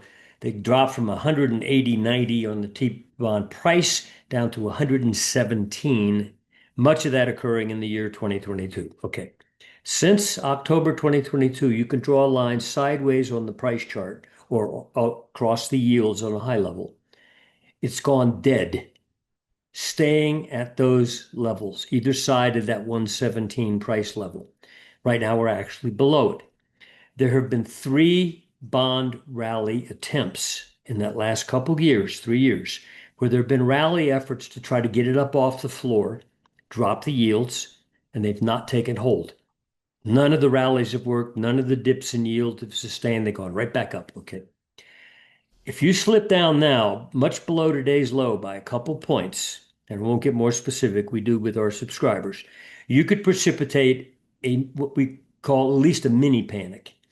And I know that the Fed will intervene because already in November, Williams, the head of the New York Fed, announced, or in a press conference stated, that the Fed was going to, quote, start buying bonds. Why? He said, oh, just because liquidity in the market needed more liquidity. Okay. Didn't say anything about how bad they were anyway, but liquidity. Okay, fine. They've been buying bonds since November. It's evidence. You can see. And bonds have dropped from 117, 116. And for the last couple months, in the narrowest price range in T-bond futures history, like they're dead. They can't rally. They also don't go down. Now, suddenly today punched out that recent low in just below 115. We even got below 113 today. Now, we've got some trigger levels that require a few more points. But if you do that, you could get this thing to start to puke. You cannot have that kind of event. Everything else is meaningless if T-bonds start to go down. People go hands in the air. Okay. And same with the central bank. Well, what's the prime beneficiary of the central banks going berserk? Printing money, expanding money supplies, playing games. Gold, real money. Silver, real money. And that's why today you've got this sharp down in the S&P based on the news about the T-bonds, especially in Japan, having crashed, and ours are behaving sick. But gold's up sharply, silver's up even more sharply, and the miners are up. I thought the miners are supposed to go down with the stock market. Remember that? A sharp drop in the stock market, miners go down. Instead, they're up 3 or 4%. What's going on? Okay. What's going on is reality. The question is, do we get a further sharp drop in the T-bonds like real soon? Because if that happens, you could see verticality in silver and gold like you've not seen so far in this advance. I'll pause there, and we can get on with those later on. But anyway, that's right now we're sitting on a potential tender box that could literally unfold in days in both directions. So your big concern are the bonds, the U.S. bonds, and I always watch the 10-year, and the 10-year's gone from like 4% up to 4.30, call it. I don't watch the 30-year. What's the yield on that? I don't even keep up with it. It's like a 5 or something. You're just looking at the I price. look at the price, but the point is it's nailed at its ceiling. The yields haven't come down for the last several years, since 2022 when they surged, and yet the Fed's cut rates are on the short end. They don't control that beast. And that beast is too big to let go. There's a go ahead. I was just going to say this is another big concern with the U.S. government because they have $8 trillion worth of bonds that are maturing this year. They have to roll them over and they have to refinance them, hopefully at a lower interest rate. But if things continue like this, they're not going to get those lower interest rates. So to your point, they can't control the short end. The long end, the long end they can't control, The issue is, though, the speed of this event. If we're entering like what Japan just experienced last night in their T-bonds, their bond market, which has been going up in yields ongoing, but now it's spiking.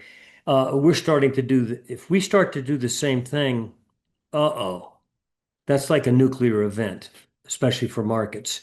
And we know the central bank will go as berserk as they possibly can. They know what all kinds of tools they've had in the past. They'll use them all. They'll invent new ones. I don't know what they're going to do. But they will have to panic because it's too big not to intervene. The question then is our assessment of silver in particular. We think gold and silver are going up a lot more this year. A lot more. Okay. Multiples more. But silver is going to beat the pants off of gold. Silver is very depressed to gold. We all know that. It's been depressed for a long time, so that hasn't worked. But the technicals that say it shifted into an outperform versus gold occurred in November at the close. By our metrics, we said, okay, game is on. Silver's going to launch versus gold. It's now up to 2% of the price of gold. Early last year, it was at 1% of the price of an ounce of gold. So it's doubled in relative value over a year. And if you go back in history and look at where was an ounce of silver versus an ounce of gold as a percent, let's say the 1980 bull market peak when we hit $50, that old range, okay? It was at 6.5%. 6.5%. We're at 2%, okay. And in 2011 peak, when we hit 50 the second time, it was at over 3%. We're at 2%. Our technicals show us that that spread relationship is broken out, and we're likely, think about this, silver's been in a 50-year, half a century dull range, suppressed, whatever. Gold hasn't been. Gold blows the heck out of every prior bull high. Copper's not where it was back in the 1970s, 80s, 90s, 2000. It's 4 times that price. Silver, for some reason, has been contained. Whether that's manipulation or a combination of events, it made a mistake. And whenever markets make a mistake, they tend to compensate for it and quite often overcompensate in a tantrum. This has happened many times in markets. It's not usual, but it happens. Copper did it in 2005-06. Lead did it in 2007. We quadrupled in a couple quarters to a new reality. If silver does that, our projection is you could see silver this year $300 to $500 an ounce. Okay, now, much of that should occur within the first couple quarters of that spread breakout, meaning much of it should occur by middle of this year in a thunderbolt tantrum move. This event that's going on now with T-bonds could help speed that up because it panics the central bank. And if you're an investor and you look at the horizon, what do you got? Do you want to buy the stock market? The world's selling it now. You want to buy the T-bonds? What's left? What's doing well? Well, what your buddy down the street told you 6 months ago that he did, and you didn't do it. You buy silver. Instead, all we're hearing on the internet is let's short it, it's over. I think this surge that we get in the immediate horizon, if those T-bonds slip a bit more, could take silver well past 100, which might be sort of a normal guy's expectation of where the doubling of the old $50 high, And you get a midpoint stumble in this 6-month explosion, which we do expect to get a midpoint fake out stumble. Where's it going to be? Is it going to be at a logical level, or at some level it just turns people's heads, like $130 or something? These events that are now going on with T-bonds could precipitate that. And if they do, watch out for the Supreme Court. Because if those guys come in and say, hey, we're going to step into history here, we're not going to let you do that, or at least try not to, and create doubt about whether he can do it, in which case, panic's over, right? You could get a lot of volatility at that point. Anyway, long silver over gold. So you're suggesting, you're suggesting Congress isn't going to do the right thing, so the Supreme Court they'd be too slow anyway. The Supreme Court could do it like they put their foot down and say, okay, we've already decided, we got enough majority or whatever. We don't want you to do that. Can't let you do that. And even if he goes to some alternate policy, which he says he's got, and all this stuff, fine, good, okay, whatever. But the point is that would at least temporarily help put out the fire that we perceive to be of Europeans dumping our bonds, Europeans dumping our stocks, et cetera. It won't sustain a turn, but it could create that kind of, fever's over. In which case, if that fever has been driving silver and gold over the last few days, for example, then it might create a correction. But the question is where? Where do you go before you get that? And I'm of the view that probably you're going to be well past 100 before you even see a correction that you could say, there's the midpoint of the time 6-month span where you get a wobble. Anyway, it's an important level because people who got calls got to be concerned about that, And so your point is, if we do get a correction because of the Supreme Court ruling, and we get a correction in gold, we get a correction in silver, and it pulls back, let's just say 20 or 30%, given the moves, it wouldn't surprise me at all to see that kind of a pullback, but that's a buying opportunity. That's when you got to step in again. Yeah, no, this bigger reality is not based on the things we see now that have just occurred. Tariff, for example, that only became a market term in 2025. Before that, it wasn't an issue. We still had a bubble stock market well before we ever had tariffs. Okay, you'd had a 15-year bull that took the S&P up 10-fold and the NASDAQ up 20-fold over a span of decade and a half. Money printing, M2 growth, free money in the Fed funds rate. So you already had a bubble. So this issue of the tariff coming going, that issue, is not really the factor. It's the newsy factor right now, but there's bigger issues. Same with the T-bond market. It's not in trouble now just because we have tariffs. It's in trouble because it's in trouble. Jamie Dimon has said that for months. You can't keep playing this game decade by decade, and you've got to face the consequences pretty soon. That you've got a spending problem versus the GDP, et cetera. So anyway, we're in that, and don't run if you've got leverage positions like I do. I have some leverage positions, especially call options or an SLV, for example. I'm keen to move those over and move more into unleveraged at that point. Because the big move is still coming later this year, after this jiggle, whenever we get the jiggle. Well, this has been a great discussion. And Michael, if someone would like to follow you or read more about your research or find out about your services, where can they go? OliverMSA.com. MSA for Momentum Structural Analysis. And you find my beautiful picture there and my email address. Click on it and ask me for some samples. I'll be happy to send some sample reports. And I will also include a link below in the show notes. Michael, thank you very much for making this time, especially on such short notice with so much going on in the world. Thank you, James. See you later.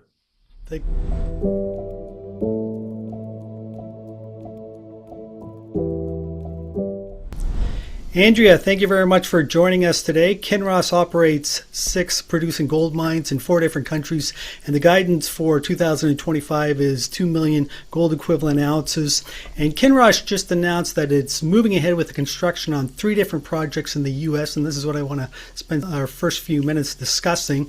And I want to break down each one of these projects and look at what it means for future gold production. So why don't we, before we do the deep dive on each project, why don't you just give us a basic overview of the 3 projects and what it means to future gold production at Kinross? Sure. Great question, and happy to go there. We were really pleased to approve these 3 projects to move into the construction phase. We did that just last week, and that was just on the back of positive exploration results and very robust studies. So together, the projects contribute about 3 million ounces of production. They extend the mine lives at our Nevada assets well into the 2030s, and they benefit our U.S. cost structure for the long term. So the projects are contributors to that 2 million ounce production profile that you noted for 2025. We've given that for 2026 and 2027 as well, and we'll add another year when we report our guidance next February. So these 3 projects are contributors to that 2 million ounce profile starting in 2028. And they're expected to deliver up to 400,000 ounces a year in the kind of highest years of production. So I'll just give you a brief overview of a couple comments on the 3 projects, and then we can go wherever you want in terms of getting into specifics. The 2 undergrounds, so that's Phase X at Round Mountain and Curlew, those really reflect the next phase of what we call our grade enhancement strategy. So that's a strategy that we initiated back in 2022 and has been behind many of the project advancements that we've announced and executed over that time. And then Redbird 2, which is at Bald Mountain, that's really the next anchor pit, and that's expected to deliver, low cost, high productivity mining, along with a couple more satellite pits, and is really kind of just, extending what we've been doing at Bald Mountain further into the future. So, together the projects have really strong economics. The combined AISC was $1,650 per ounce. We put out numbers and metrics at 4,300 gold last week, so conservative to where spot is today. And payback was less than 2 years, combined NPV of 4.1 billion, IRR together, the combined IRR of 55%. But the projects are all, individually as well as together, resilient at a range of prices. So they still make a lot of sense at much lower gold than where we are today. Great overview. So why don't we break down each one of these and discuss the projects in more detail, and I want to start with Round Mountain. Once again, this is an open pit mine in the state of Nevada. Kinross is moving forward with the development of the Phase X project, as you mentioned, and it's going to be, if I understand you correctly, it's going to be transitioning to an underground mine. Is that correct? That's right. So at the start of when we bring Phase X on in 2028, we are combining material from the underground. Phase X is underground. We're combining that with open pit material from Phase S, which we're currently mining, and we get into sort of the heart of in the middle of 2026. So what we're adding is sort of low cost bulk tonnage underground to the production profile starting in 2028, and that extends based on what we've defined so far out to 2038, with average annual production of around 140,000 ounces over that time just from the underground. And so this is going to enable you to tap into this higher grade mineralization. That's right. Which has a positive impact on costs, of course. And what is the CapEx associated with this project? So initial CapEx we've defined at $400 million. So, that's the investment, which is essentially over about 3 years to spend that 400 million, getting us, as I said, so that's over sort of 26, 27, 28. We'll be spending that 400 million. So let's move on and discuss Kettle River, and this is in the state of Washington, and Kinross has had a long history of gold production within this state, but the mill has been on care and maintenance since 2017. You're moving ahead with the development of the Curlew project. Once again, it's another underground operation. Maybe you can just tell us the highlights associated with this. Yeah, it's a high-grade underground opportunity, and it leverages, as you noted, some existing infrastructure there. So the Kettle River Mill is a mill that was previously in operation, and there's a historic Curlew mine as well. As you said, all of this is in Washington State. So what we're doing here is bringing online a new high-margin mine in the U.S. to add to the portfolio. And production there, we've noted, is expected to be around 100,000 ounces a year with an 11-year mine life, also starting in 2028. And Andrea, what's the CapEx associated with this project? The initial investment there is a little bit higher than Phase X, but reasonable at 485 million, and that gives us an NPV of 1.2 billion and an IRR of 44%. Again, all those numbers at 4,300 gold. And the one commonality between Phase X and Curlew is that you're building on existing infrastructure. So this is resulting in a much smaller or lower CapEx. That's right. I mean, that's what's driving some of the economics. Actually, at all three projects, but at the two we've talked about already, leveraging a mill that's already there. In the case of Phase X, already in operation, and in the case of Curlew, bringing a mill that was previously operating back into operation. So yeah, that certainly contributes to the strong economics we're seeing here. So let's move on to that third project, and this is Bald Mountain. Once again, it's in the state of Nevada. It's also an open pit mine, and you are proceeding with the development of Redbird 2 along with 5 satellite deposits. So just so I have a better understanding of this, Redbird 2 is the current pit that you're mining from? So we're currently mining, we approved Redbird 1 back at the end of 2024. And so we started mining that right away. And Redbird 2 is the same pit. It's just the next extension of that pit. And so it allows us to extend mine life, extend that, highly productive open pit mining out to 2032. So Redbird 1 was the initial mine life extension. Redbird 2 is building on that. And we've added, as you noted, some satellite pits along with that. So together, this gives us a combined 640,000 ounces of additional production to the Bald Mountain mine plan. And Andrea, what's the CapEx associated with this build out? It's similar. So the CapEx for Redbird 2 and the satellites is 490 million. NPV of $1 billion and IRR of 58%. all at 4,300 gold. And we're talking about an AISC here of $1,465 an ounce. So, as I said, low cost mining, and really the story at Redbird 2 is just extending what we've been doing. We've been mining there for many years, open pit heap leach operation. So this is just extending kind of more of the same at Bald Mountain in Nevada. And we should build on that too, because Bald Mountain sits on a massive land package. So there's also the optionality feature associated with this. That's right. There's a significant resource already defined at Bald Mountain and lots of exploration targets on that large land package. So certainly, potential upside there. But in fact, talking about all three projects, what we defined and spoke about last week in our release was really, the mine plan inventory. As we sit here today, all three projects have significant potential upside.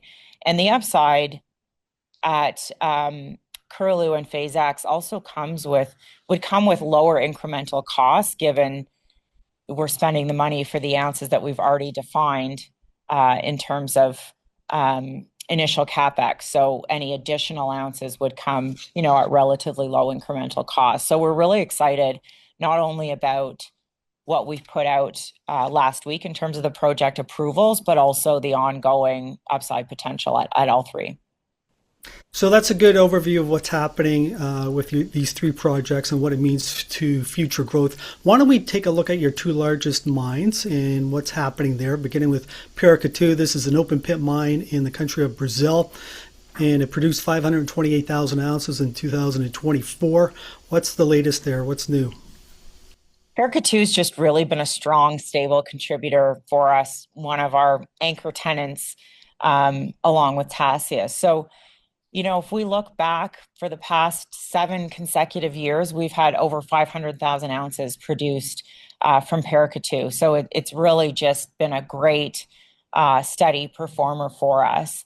And, we've got reserves of almost 5 million ounces there. So, long mine life into the 2030s and just kind of steady as she goes, more of the same.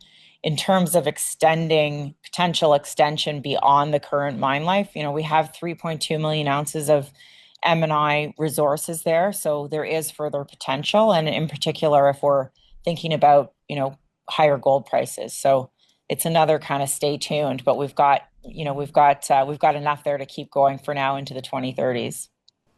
And your largest gold producing mine is Tasiast. It's located in West Africa in the country of Mauritania. It produced 622,000 ounces in 2024. What's the latest at Tasiast? So Tasiast is really the other anchor tenant for us as we sit here today. It's, had a strong production profile. In 2025, the guidance was 500,000 ounces. So we went from over 600 that we produced in 2023 and 2024. And then 2025, 26, and 27 are higher stripping years. We're basically back at the top of the pit at the start of 2025. So production down around 500,000 ounces for those 3 years. And then we get back to the bottom of the pit. So in 2028 and 2029, we'll be mining from what we call West Branch 5, and we'll be back up over 600,000 ounces for those years. We have the mine plan. I mean, the mine plan is out there in the public domain. And so that's what it shows, for 28 and 29. 2030, we're back to 500,000 ounces. And then it drops down beyond that based on the mine plan today. But again, another place where we've got substantial, upside for mine life extension. And we're studying that, both additional open pit expansions as well as the potential to go underground in the main pit at Tasiast. And then we're also, exploring elsewhere on targets elsewhere on the property as well. And Andrea, one more project I want to ask you about is Great Bear, which is located in Northern Ontario. What is the latest? What's happening there? Yeah, the next projects in our pipeline are the two bigger sort of greenfield projects. So Great Bear and then beyond that, Lobo Marte in Chile. So first up, Great Bear. We have that coming into our production profile in late 2029. So that will be the next great enhancement. It's, high grade.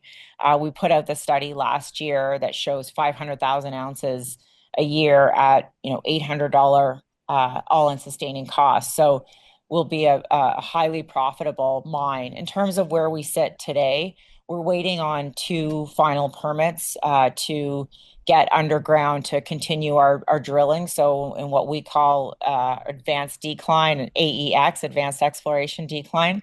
And so we expect to get those final permits early this year in time for the spring season to break ground and get underground to continue that exploration.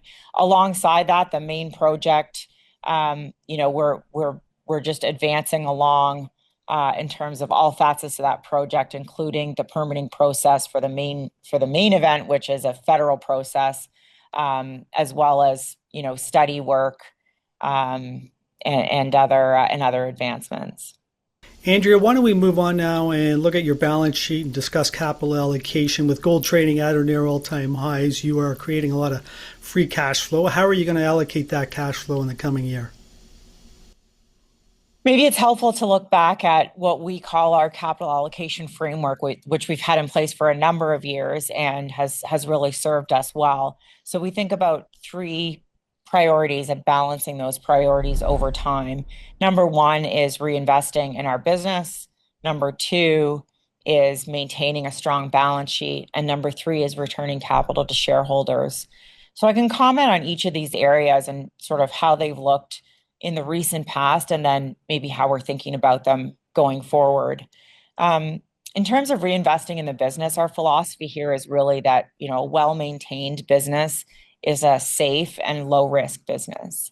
And so we make sure we're spending enough on sustaining capital, but also on non-sustaining or growth capital. And we're looking for opportunities to reinvest in the business. And a great example of that is the 3 projects that we just talked about earlier. So those projects, fit within our capital expenditures plans for 2026 and going forward. Number 2, as I said, is financial strength.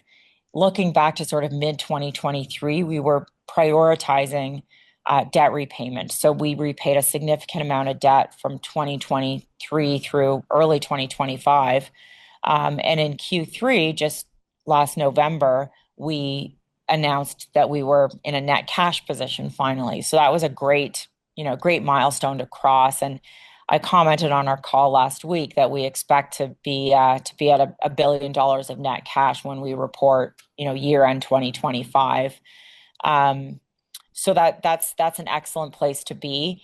Our next debt maturity is not till 2033, so we're not focused on debt repayment at the moment, but we do see this gold price environment as an opportunity to continue to strengthen the balance sheet, even if that means sort of building cash above what we would think about our minimum cash balance to be. And then the third priority being return of capital. So we've been focused on, we've had a dividend that's been in place for a number of years. We see that as kind of there to stay for the foreseeable future. We increased it by 17% just in November. And so we're happy for now at that level. And then the buyback. So we've been really opportunistic with the buyback going all the way back to sort of 2021, 2022. We were buying back shares. And we just reactivated it at the start of last year. We started right away in Q2 last year with a target of 500 million.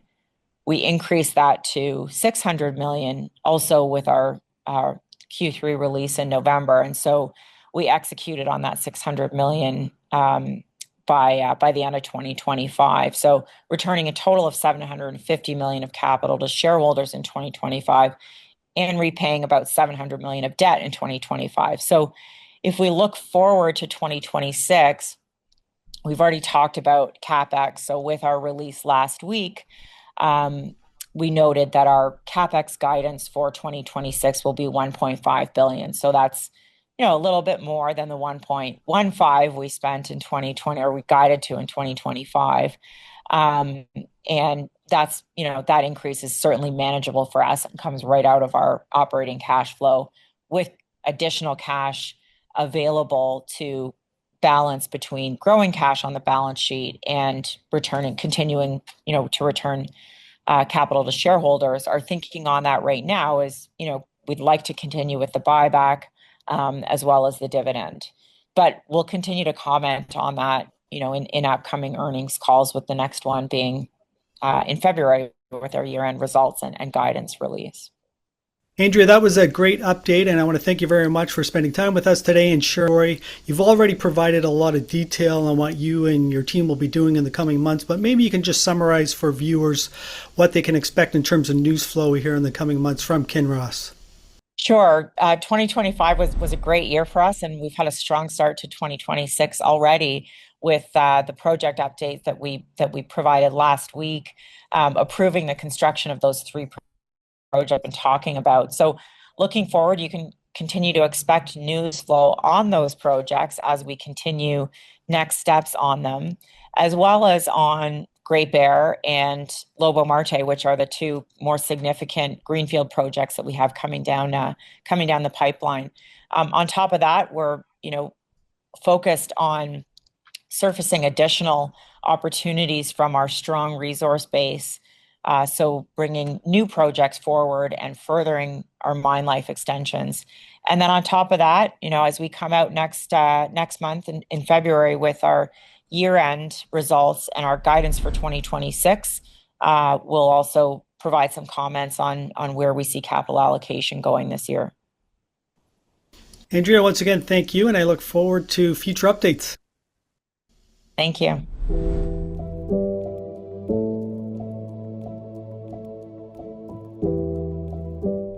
Gerard, thank you very much for joining us today. For those viewers who might not be familiar with Oceana Gold, provide a brief overview of the company. How many producing mines are there? What countries do you operate in? And what is your annual gold production? Sure. I mean, we've been operating for 35 years as a company. We have 4 producing mines in 3 countries. The largest producer is in South Carolina, USA. It's at 40% of our gold production. We have 2 other mines in New Zealand, representing another 40% of production approximately. And then our 4th mine is in the Philippines. Our annual gold production guidance for 2025 was 450 to 520,000 ounces. We have near-term production growth, and we have a really exciting long-term growth story as well. So let's examine your various assets, because I want to get a sense on this growth potential associated with Oceana Gold. And I want to begin with Hale, which is an open pit and underground mine located in the state of South Carolina. And I want to start right here, because quite often when we think about mining in the US, we think about Nevada or Arizona. We don't think about South Carolina. So maybe you can tell us how that state is to operate in. Yeah, well, I mean, there's been gold mining in and around the area that we're operating for around 200 years. I think some of the first gold in the USA was discovered just near Charlotte. So, there is a good heritage of mining there. It's a fabulous place to operate. We are very meaningful to the state of South Carolina. We're very meaningful to the local community. It's a drive-in, drive-out operation. What that means is that our workforce is residential. And that attracts a different kind of person, someone who wants to put their roots down, see their family at the end of every day, and people who really care for the success of the site. And so we have attracted a fabulous team, and our turnover rates are really, really low relative to what you see out west. And I had no idea that mining has been going on in South Carolina for so long. Yeah, well, as I said, I mean, if you go to the downtown main intersection of Charlotte, you'll see 4 gold panners at the intersection there. That's celebrating the heritage of mining that started just near Charlotte. Our mine is about an hour south of Charlotte, so we're in the northern part of South Carolina, and it's a beautiful country around the mine and near the mine. And as I said, it's a really great way to attract people to come and work in what is a fascinating industry, the gold industry, and live for want of a better word, a normal life in a really attractive state. So let's do a deeper dive on Hale. What is the annual gold production and what is your all-in sustaining cost? Yeah, I mean, our annual gold production guidance for 2025 was 170 to 200,000 ounces. Our AIC is around 1850 an ounce. So that's the guidance. We're getting great margins on today's spot gold, as you can imagine. 2025, it was a year that is producing around the same amount of gold that we did last year, but we're setting up for a really strong 2026. And that's coming from an open pit waste stripping campaign that we completed in the third quarter of 2025. That has given us great access to higher grade ore that powers a really strong fourth quarter and a really strong 2026 and beyond. And that's what underpins our growth in 2026 beyond. Additionally, our underground mine there has really hit its straps in the back half of the year. And Gerard, a big part of Hale is the underground expansion. And last year you found a new discovery. So tell us about that new discovery. And also, what are your exploration plans at Hale? Yeah, well, we announced in February of last year, 2025, the identification of Pisces.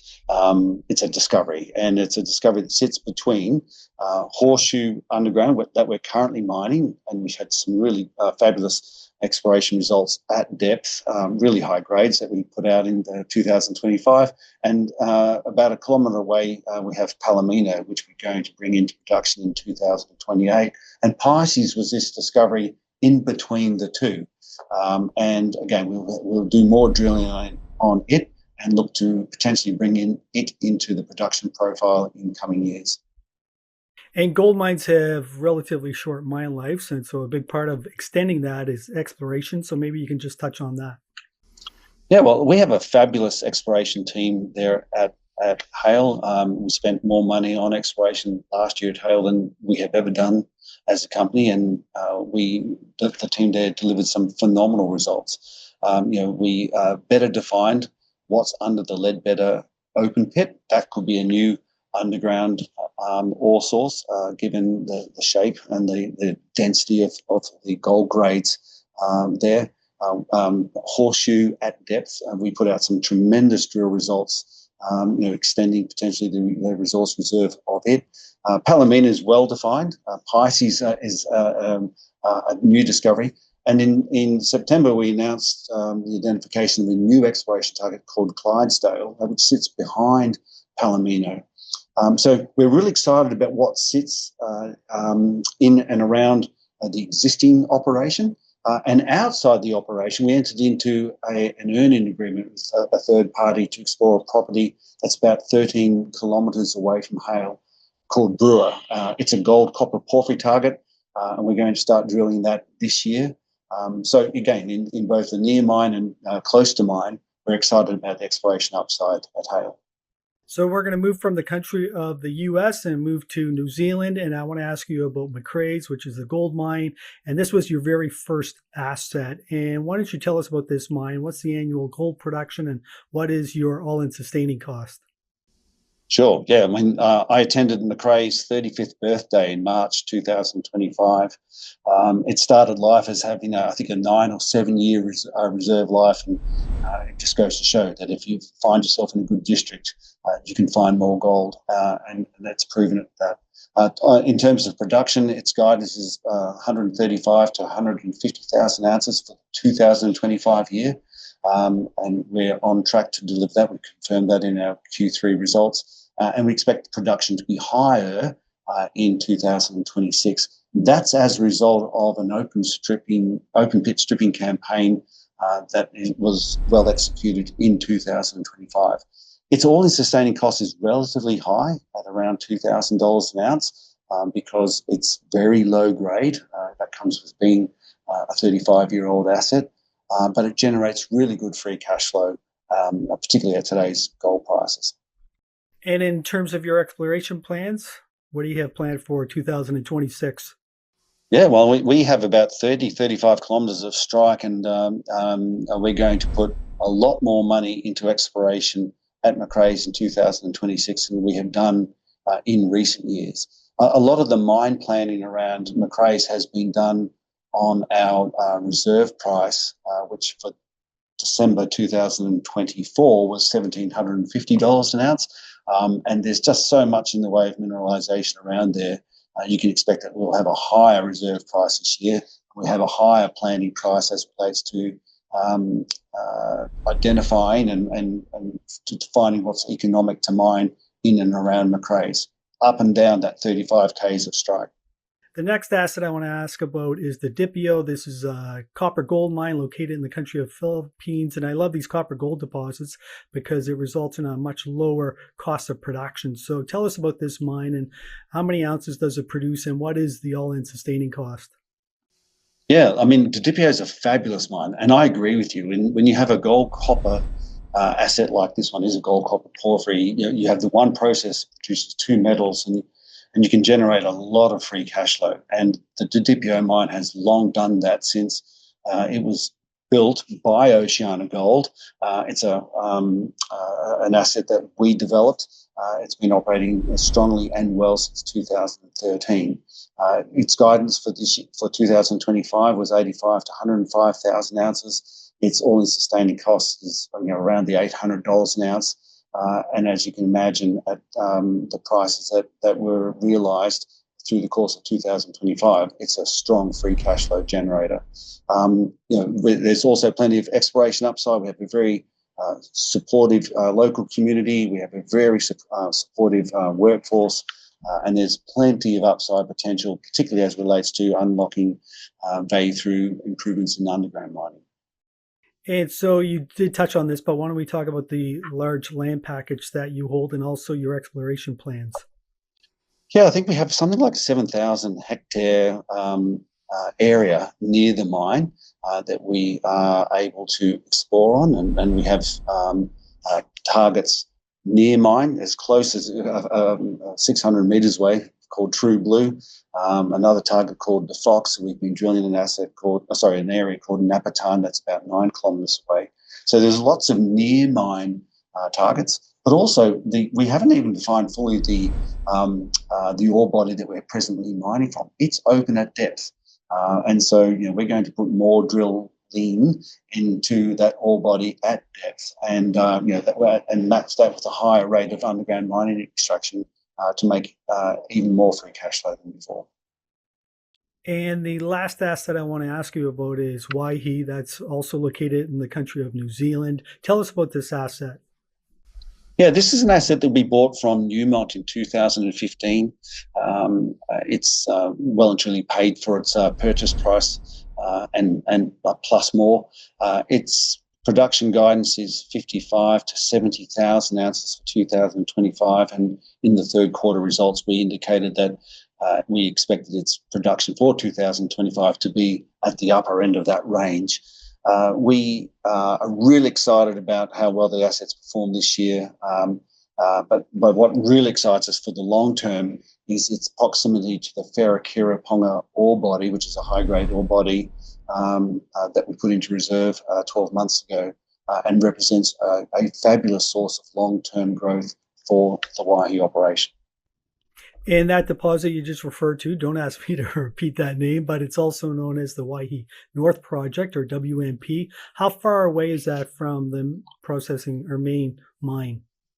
Yeah, so it's 10 kilometres north of the Waihi operation, and what the Waihi North Project does is at around 4 kilometres north of the existing process plant, we develop a portal and a tunnel to access this mine from underground, and then we bring that ore all the way underground, the full 10 kilometres back to the process plant. So it's invisible and has no impact on surface, and that's important because it is a forest park and it's also topographically quite challenging.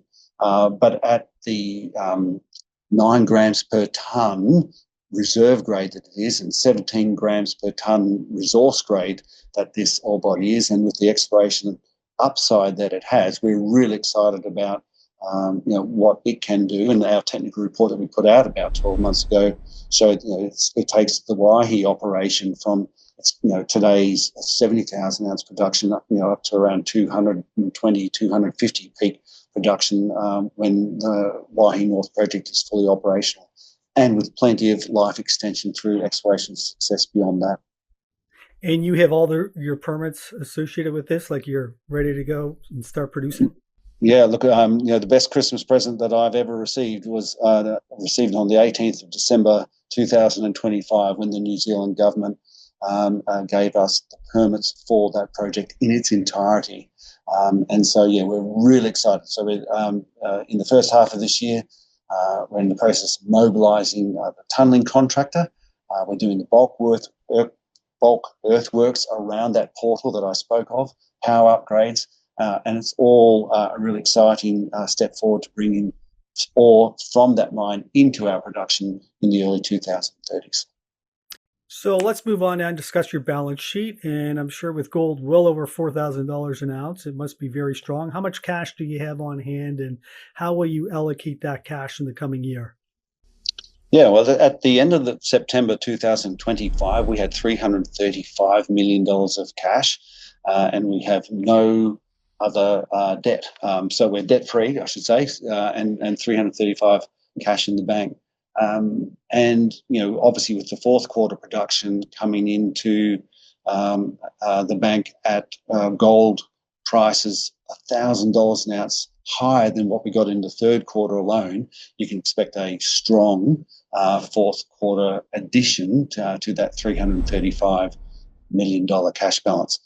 So with that cash position, it gives us enormous flexibility to allocate capital.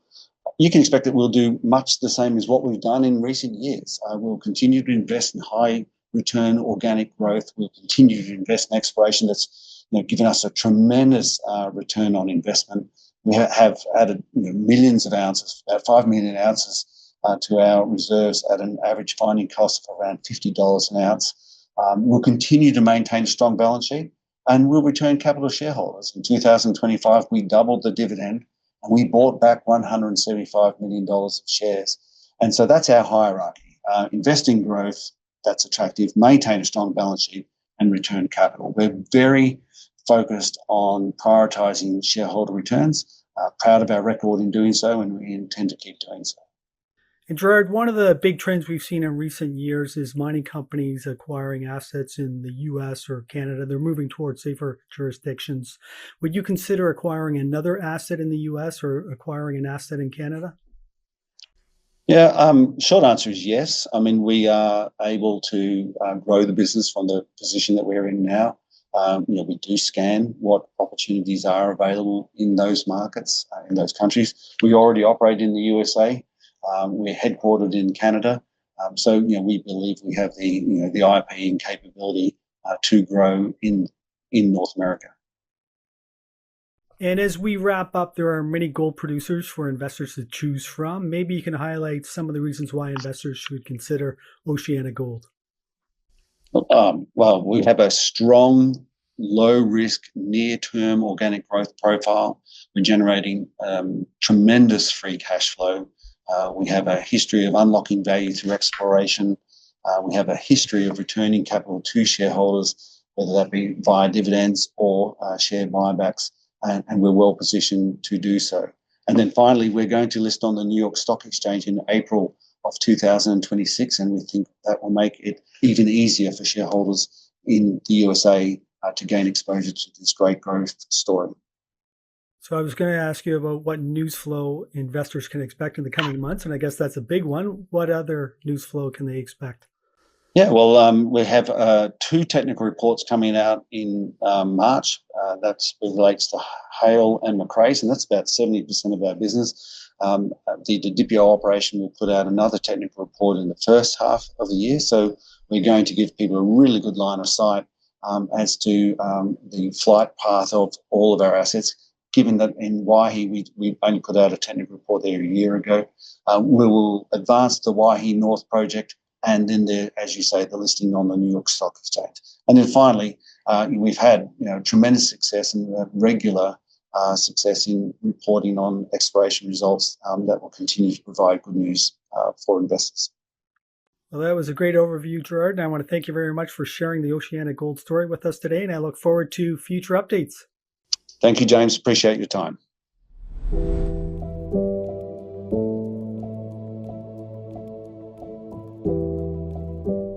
Sean, thank you very much for joining us today. Osisko Development's primary asset is the Caribou Gold Project. It's located in the province of British Columbia, and a lot has happened at Caribou since the last time we spoke. But before we do the deep dive on the project, why don't we first discuss your vision and your strategy for the company? What are you trying to achieve at Caribou, and how does Caribou compare to its comps?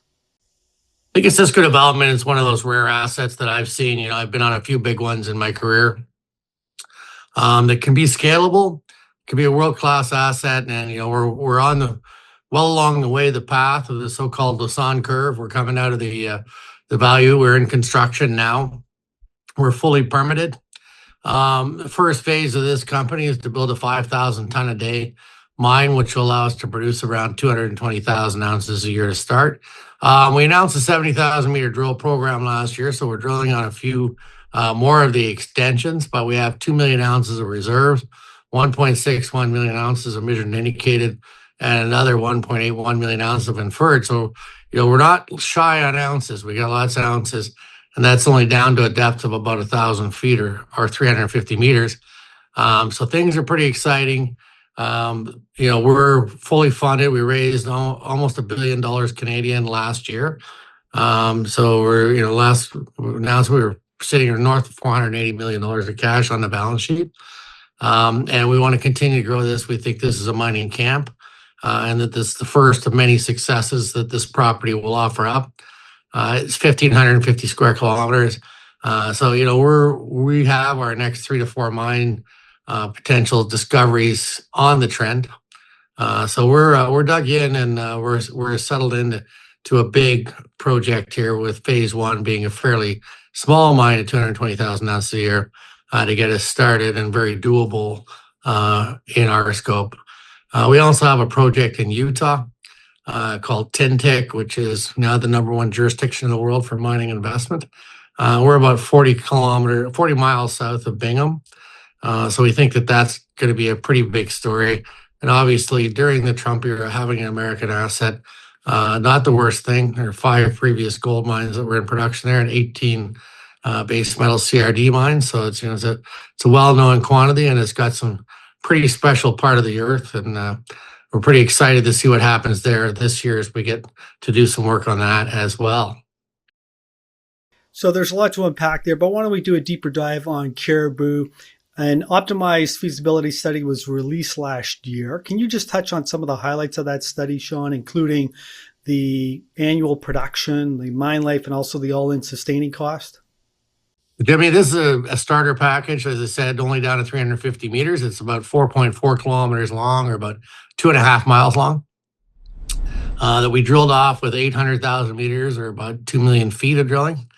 The production is scheduled for 220,000 ounces a year, and it's starting out, and over a 10-year mine life, 190,000 ounces a year. The mill that we're building right now is a 5,000 ton per day mill, so very much within our doability. We actually own the milling equipment. It's sitting in Prince George in the yard, and we started underground about 1.5 years ago, so we're about over 2 kilometers of underground development into it.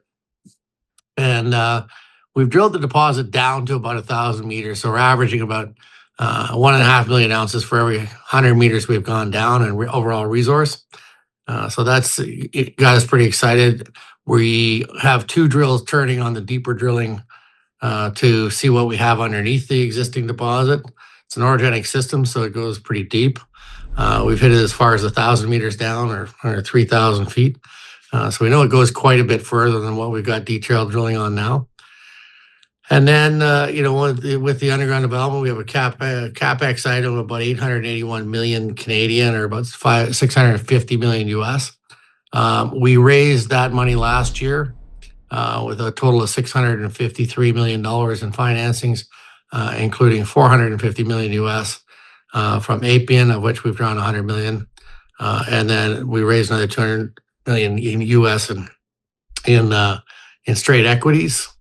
And we've got a 70,000 meter drill program outside of the known ounces on the go now. So there's a significant number of ounces underneath us, which is underneath the permit.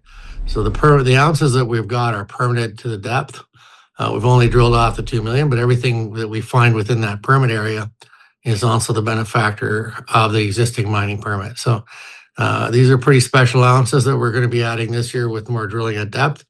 And then we've got a big project underway in the drill program about 3 kilometers away called Proserpine, which has the ability to be even bigger than Caribou from the surface footprint from what we can see so far. Caribou is 4.4 kilometers long, or about 2.5 miles by about 600 meters wide, or about 1,000 feet wide. And that's full of, it's got these vein corridors in it. And we see that sort of appearing as the same structure on the next fold down. So we got the Caribou over here, we got an anticline, and then we got, the Proserpine coming up on the other side where we have this anticlinal structure that's opened up like an accordion. And we've got these vein corridor systems that are sitting in there. It's a sediment-hosted system in a sandstone environment, so it's quite unique for the Canadian side of things. The closest sort of analog to geologically to this thing genetically is something like a Muruntau, which is Uzbekistan for 170 million ounces. It's not quite a copy of that, but it's in the same environment. So these things have the ability to be pretty interesting and pretty big. This is an area that had discoveries starting in 1859 and produced alluvial placer mining and underground mining of about 4.2 million ounces in total historically. A little over 3.8 million ounces from the underground. Essentially, there's been continuous mining here ever since the mid 1800s. Interesting, if you're a history buff, it's a good one to do some history on. The original town is called Barkerville, and it was discovered by Billy Barker, and it was the biggest city north of San Francisco in the late 1800s, and became the focus of all the alluvial miners between what happened with the California 49er discovery in San Francisco, and then Dawson took shape in 1903. But for 50 years, this was the king of the hill in terms of alluvial mining camps, the entire Fraser Canyon gold dump, but Barkerville's at the headwaters of all that. So it's been the source of a lot of gold in history and a very important place in mining history in North America. That's a great backstory. How many miners actually showed up to pan for gold during that time? They peaked at around 4,000 people at the time. That was the largest city north of San Fran. We've heard rumors it was as much as 20,000 people. It also had a big Chinese contingent in its own. The Chinese took over mining there in the late 1800s through the 1920s. So there's quite a piece of history with Chinese Canadians and their work there. And they brought technology and they developed the area in a different way, and they were able to do quite a bit of different work and open up some different areas. And they carried on where the gold rush fell off. They had basically a second boom there, and they mined in there for the longest period of time. And Sean, one element that can significantly impact projects' capex or profitability is the infrastructure, whether or not it's close to major roads, highways, and also its ability to tap into cheap power. Can you just speak to that and how that relates to Caribou? Yeah, so a good thing those pioneers came in the mid 1800s. They built a road through the canyon there. So it goes, you go to the town of Quesnel, which is a town of 28,000 people. You hang a right, and we're a 45-minute drive out of town on a paved road to the town of Wells. And Wells is a town of about 220 people on pavement, and the town was a company town. It was built for the mine. And you also have the Barkerville Heritage Site, which is about 11 kilometers away. Quite a famous heritage site for anybody in Western Canada. Still has 140 period built buildings, and in the summer there's over 100 period dressed actors there, and they get between 60 and 80,000 people do the pilgrimage all the way up through to the Barkerville Heritage Site and the Bower Lake area. So we were working hand in hand there. We've We also have a couple things in the tourism business ourselves around the town of Wells. So it's quite an interesting place, but it is on infrastructure.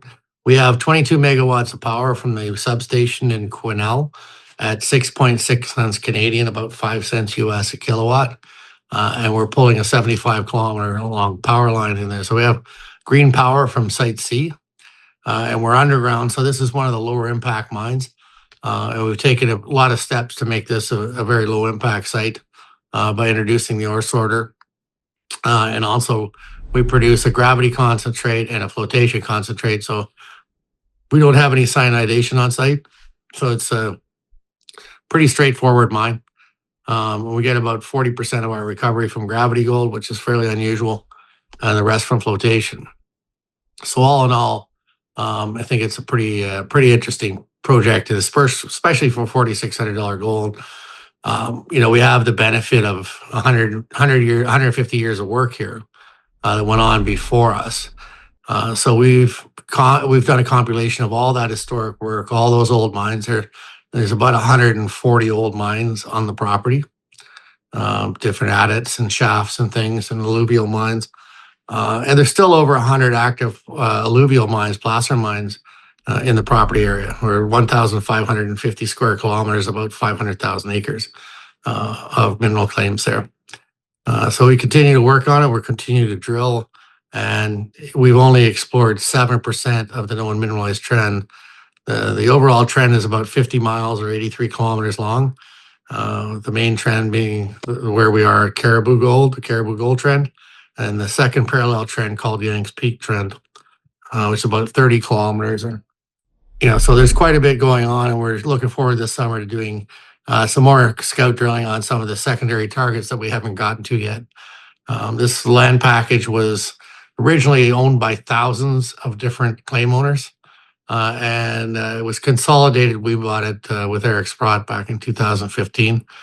Shout out to Frank Callahan for having done a great job of getting that land consolidation in.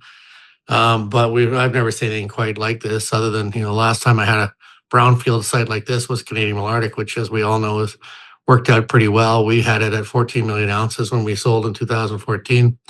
Agnico has gone on to add another 20 million ounces there, and I think it's the biggest portion of the Agnico upside between that and the Detour. Those are the two biggest mines in Canada. So, we know what big looks like. We've been there, we've done that, and this one feels pretty good. I'm curious, how long did it take to consolidate all those stakes? I think they spent about 15 years at it. We bought into this project in 2015, and I was partners with Eric Sprott on it in the beginning. So, Eric and I, he was a partner with me in Canadian Malartic as well. And as you know, Eric, he has the nose for these kind of things, and he were good partners on it. And he's no longer a huge investor in the company, but he was a founding shareholder with me when we got into this. And now we're in the mine building phase 10 years later. We got our permit in November of 2024. So a freshly printed permit, and we started construction of our water treatment plant, which was a key to accessing the main exploitation target. And we're on track to have a pretty big 2026 and 2027, with looking for production at the end of 2027, early 2028. It's exciting times, and there's 4 drills on surface starting January, probably the end of this month. They're all there, but they're not started yet. And then there's 3 drills underground, and there's a mining crew underground with 1 portal complete. We got 2 more portals to go in, but this is going to be a very big underground mine from what I can see right now. And Sean, the drilling you have going on underground, is that for infill drilling? Yes, that's infill drilling in the Low-He zone. We're doing some high density drilling on shorter centers. The original resource was drilled off on 12.5 to 25 meter centers. So we've tightened it up to see what our grade reconciliation and mine design is going to look like with tighter drilling. So we had 13,000 meters scheduled to go into the underground right now in this one zone in Low-He.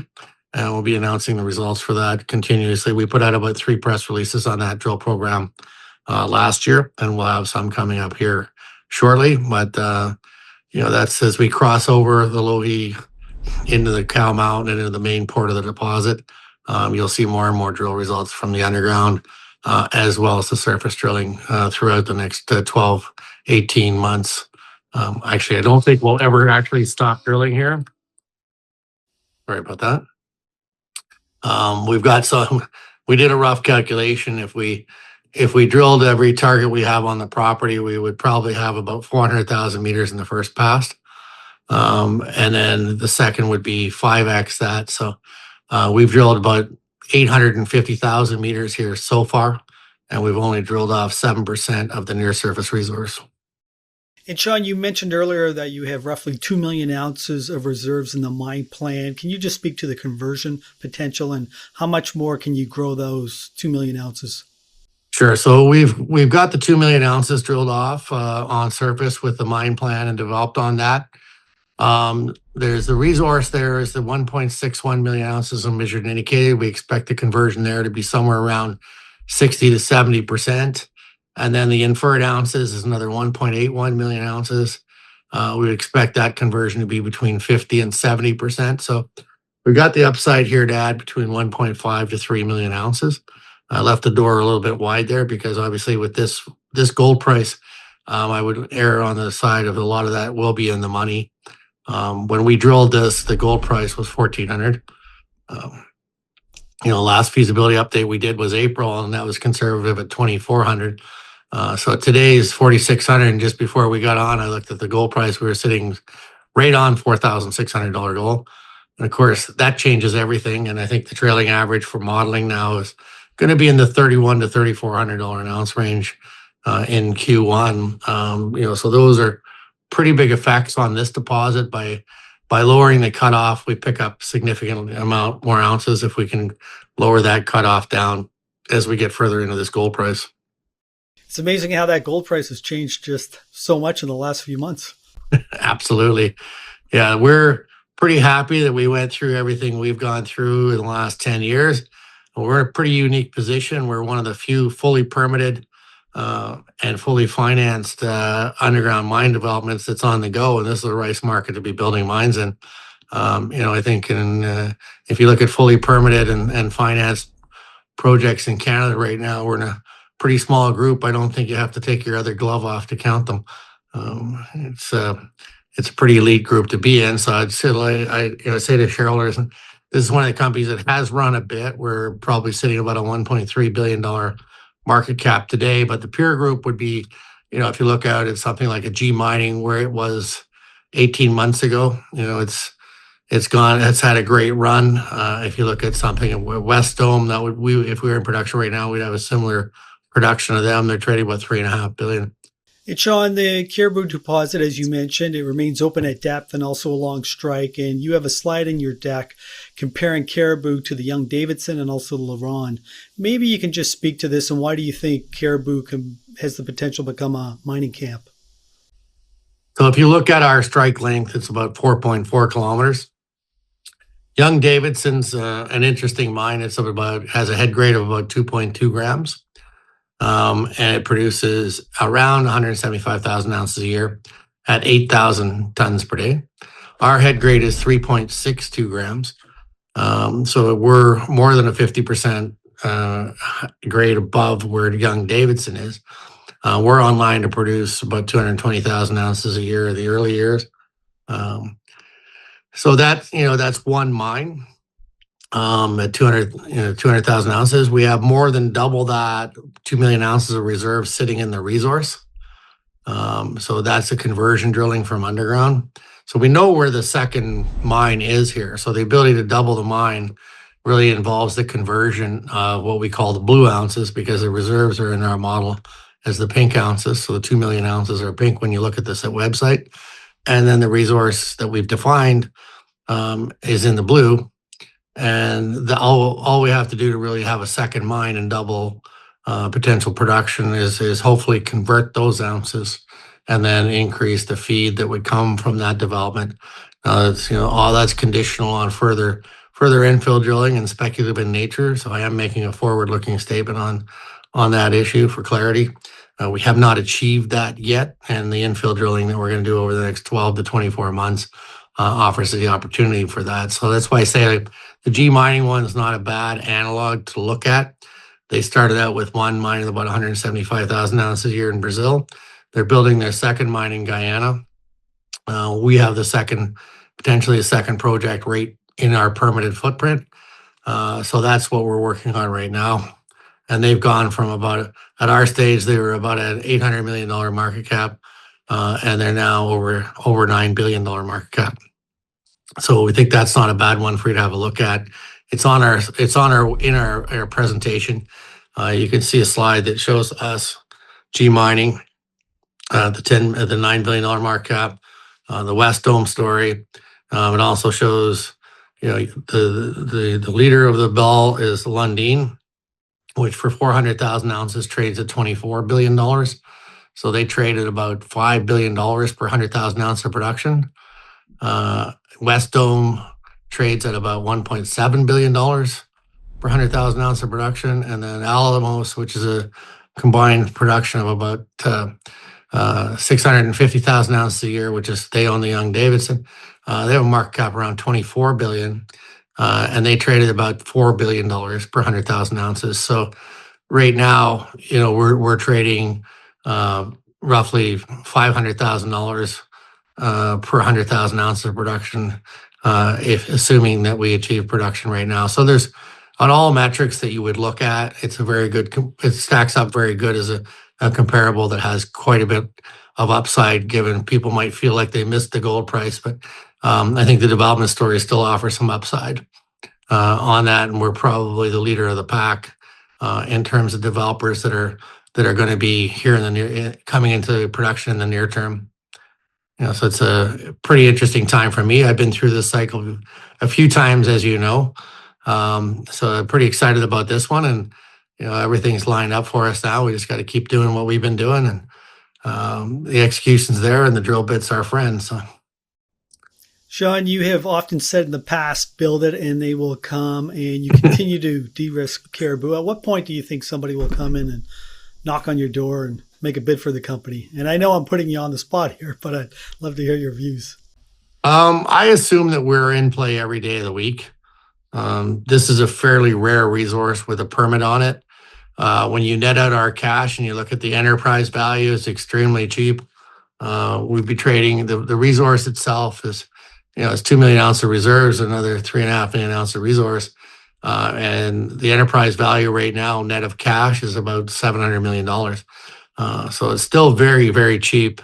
And, I wake up every day, I assume that I'm in play. And I bring that intensity to the work, and anybody that works with me will know that my fear is always that we will get taken out before we have a chance to do the drilling to finish off the resource, like what happened at Canadian Malartic, where we drilled off the main pit area. We'd made the Odyssey discovery, and then we got put into play, and we had to sell the company in 2014. But that Odyssey discovery is now 18 million ounces. When they've gone ahead and built a shaft there for 25,000 tons a day. But if you look at collectively, we had daylighted about 14 million ounces, and they're coming up on 35 million ounces at that project. And it's been a big cornerstone asset for Agnico. And I feel like we're in a similar situation here, where the market hasn't really grasped how important this story is. But we're in jeopardy every day. I mean, anybody that knows the Osisko team, we're well known for, drill twice, mine once. And our internal program is called SUDS. And it's over top of my door in the office, which stands for shut up and drill, stupid. So that's what we're doing. And that is my fear, is that this company could well be in play before we get to finish the first pass drilling even. So. Well, Sean, this has been a great overview and a great update on what's happening at Osisko Development. As we wrap it up, maybe you can just summarize for investors what they can expect in terms of news flow here in the coming months. Yeah, continued milestoning on the evolution of the Caribou mine build. So earthworks, construction, and all that sort of stuff is on the go. Power lines going in this year, next year. The completion of the infill drilling from surface to document the at depth ounces below the main deposit is underway. So that offers quite a significant piece of ounces upside on the permitted area. So that permit covers 4.4 kilometers strike length. The overall strike length here is 83 kilometers, or about 50 miles. We're going to drill test some of those targets, but the bulk of our drilling on the outside of the mill permit will be on the Proserpine area. We announced a 70,000 meter program for that and that depth. We raised $32 million in charity flow-through program last year. So that is fully funded. That drill program is fully funded with that. And we've got pretty good gold drill prices up there. Obviously, the Canadian dollars at a discount to the US dollar in a significant way right now. So drill costs right now are running about $200 US a meter. So pretty reasonable compared to what we're spending in the US for the same meter. And we see a significant amount of upside coming out of those deposits. And as we get further in our confidence build, the at depth, development here is important. We wanted to get we focused on getting our first permit. We got our first permit in November of 2024. And then we'll be looking to extend those permits as the rest of the project comes together. The more infill drilling creates more and more opportunity for shareholders. And stay tuned, and love to have anybody who wants to come to site. We have an RV park and everything up there. It's a great place if you find yourself in Western Canada to bring the wife and kids or the husband and kids, whichever way you want to do it. And we'd be happy to see you on site. And it is a chance to visit a pretty cool mining project. And it's in the mountains. We're up at 4,000 feet in the Caribou Mountains, which are quite spectacular. So it's a great place to look, and I'm very proud to be doing this project at this time. And we got a great team on the ground, and great host community, and our First Nations communities have been extraordinarily supportive on Taco Dunny and Williams Lake, and we're working hand in hand with our other groups. So we're one of the groups I think that's most lined up for 2026. Well, that was a great update, Sean, and I want to thank you very much. And I might take you up on that site visit. Absolutely, bring a paddle. We got some great kayaking or canoeing if you want to at the Bowron Lake system. Once again, thank you. All the best.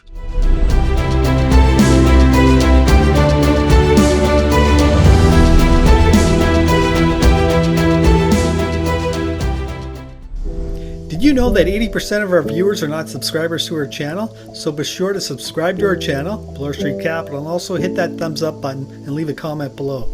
Thank you for your support.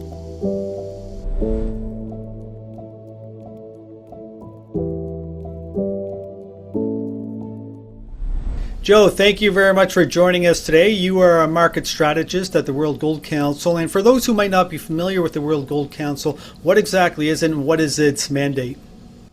Jimmy, thanks for having me back. The mandate of the World Gold Council is pretty simple.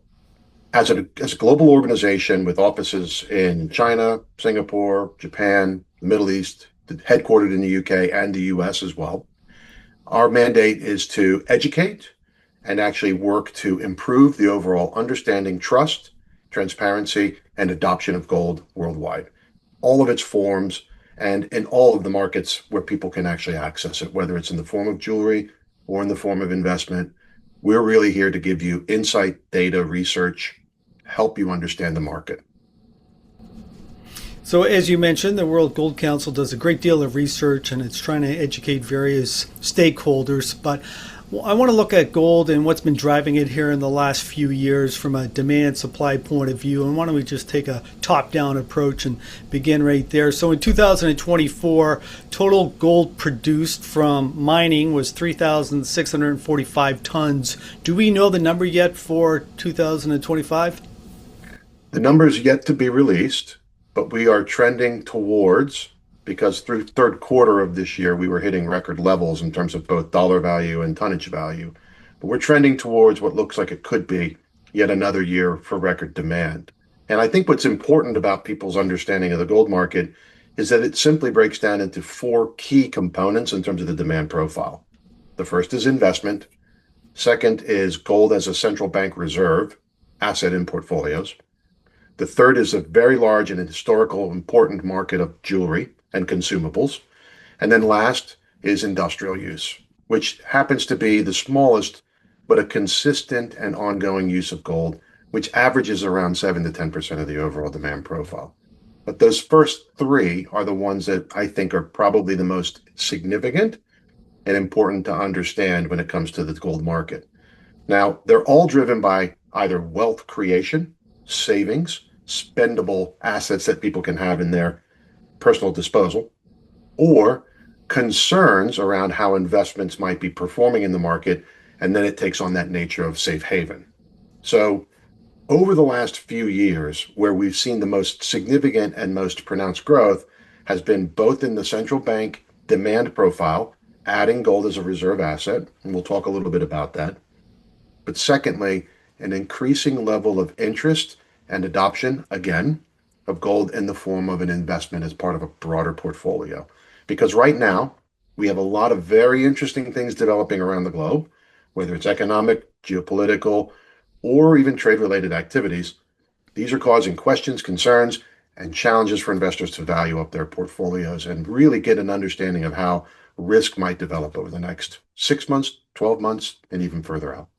All right, so let's talk about central banks because, as you mentioned, they've become very large buyers, especially since 2022. But can you just quantify how much are they buying now, and how does that compare to before 2022? Sure. So before 2022, what we were seeing is about a 15 to 16-year trend of net purchases by central banks. So when we look at the number, you have to remember there's buying and selling across the board of all central banks. And we're looking to track whether it's growing or declining in terms of the overall profile. The last 16 years, we've had net purchases across all central banks who are adding gold to their portfolio of reserve assets. So that's actually been a very positive trend. That's post the global financial crisis. Many used the gold during those days to actually access, the need for liquidity, the need for stability of a reliable asset, and actually keep things in good order in their homegrown nation. Now we're actually moving into a world that's actually seeing record-setting flows. So over the last 3 years, what we've been seeing are central bank reserves growing at about 1,000 tons a year. Whether it's record-setting or near record-setting, this is the pace with which central banks are actually picking up gold as a component of their reserve portfolio. And driven for a lot of different factors and reasons. We run an annual survey with 70 plus central banks where we ask what's behind it, what more is there to know about it, what do you continue to see growing, etc. And over what we've seen over the last 5 to 7 years with that survey report is that they have questions around their own, issues around inflation on the home front, a need for a stable asset that they could use in liquidity context in terms of keeping things stable at the home front, but also an increasing concern around where their reserves sit today and how they might behave over time. As an example, dollar or dollar-based assets, what could play out with those in terms of weakening, strengthening, or actually behaving in a way that they can trust when they need it most. So you've been seeing most of these emerging market and developing market central banks increasing the overall level of interest and the level of holdings, and actually been a big driver. They've been a big driver of what's been going on in terms of the demand profile, often buying the dips, but actually being very engaged when the markets are even higher and going up, not slowing down at the pace, maybe a bit in 2025, but we'll see how fourth quarter tallies up when we release our gold demand trends report, our GDT report. But for the most part, what we are seeing is a level of interest for both homegrown protection and global protection, gold being considered the key reserve asset of growth at this stage. And so you mentioned that central banks are acquiring about 1,000 tons of gold annually now, but what was it before 2022? What percent is that if you look at total gold mined? Yeah, it was trending up from a very low level in the early days of the 15, 16-year trend, where it was 10, 12 to 15% of the overall demand profile. But over time, it's actually come up to that near 25 to 30 to 35% of the overall demand on an annual basis. So they've grown quite substantially. I think before the 1,000-ton averages that we were seeing, I think it was averaging around 150 to 200 tons. And now you're actually looking at a much more substantial level of increase. And again, in the context of how geopolitics are playing out, the risk of sanctions, the risk of trade-related activities, This is actually just overall increasing the level of awareness around gold and actually the level of interest in it. I think at this stage, we're hearing a lot about whether or not gold is passing the level of treasuries in certain portfolios. I think it's safe to say that it's probably somewhere in the range of about 25%, maybe a little bit north of that, of overall reserves held by central banks. Some are up at the 75 to 80% range, and some are lower than the 25. But on average, I think it's ranging in that 20 to 25% range. Yes, and I'm glad you brought that up because I've been reading many reports saying that central bank reserves of gold have overtaken reserves of U.S. treasuries. And I think I saw one report that said for the first time since 1996. Yeah, I think that number is being floated around. The complexity with that number is understanding exactly what U.S. Rate instrument is actually being held and tallied effectively against a reserve portfolio. And actually, some of the challenges that we face, we have official reportings that come through the IMF in terms of what gold holdings are actually in place. But we also know that there are some unreported numbers.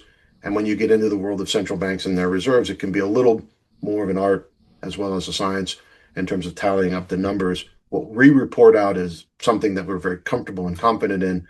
And actually, it might fall into the official reserve portfolio or very near to official portfolio.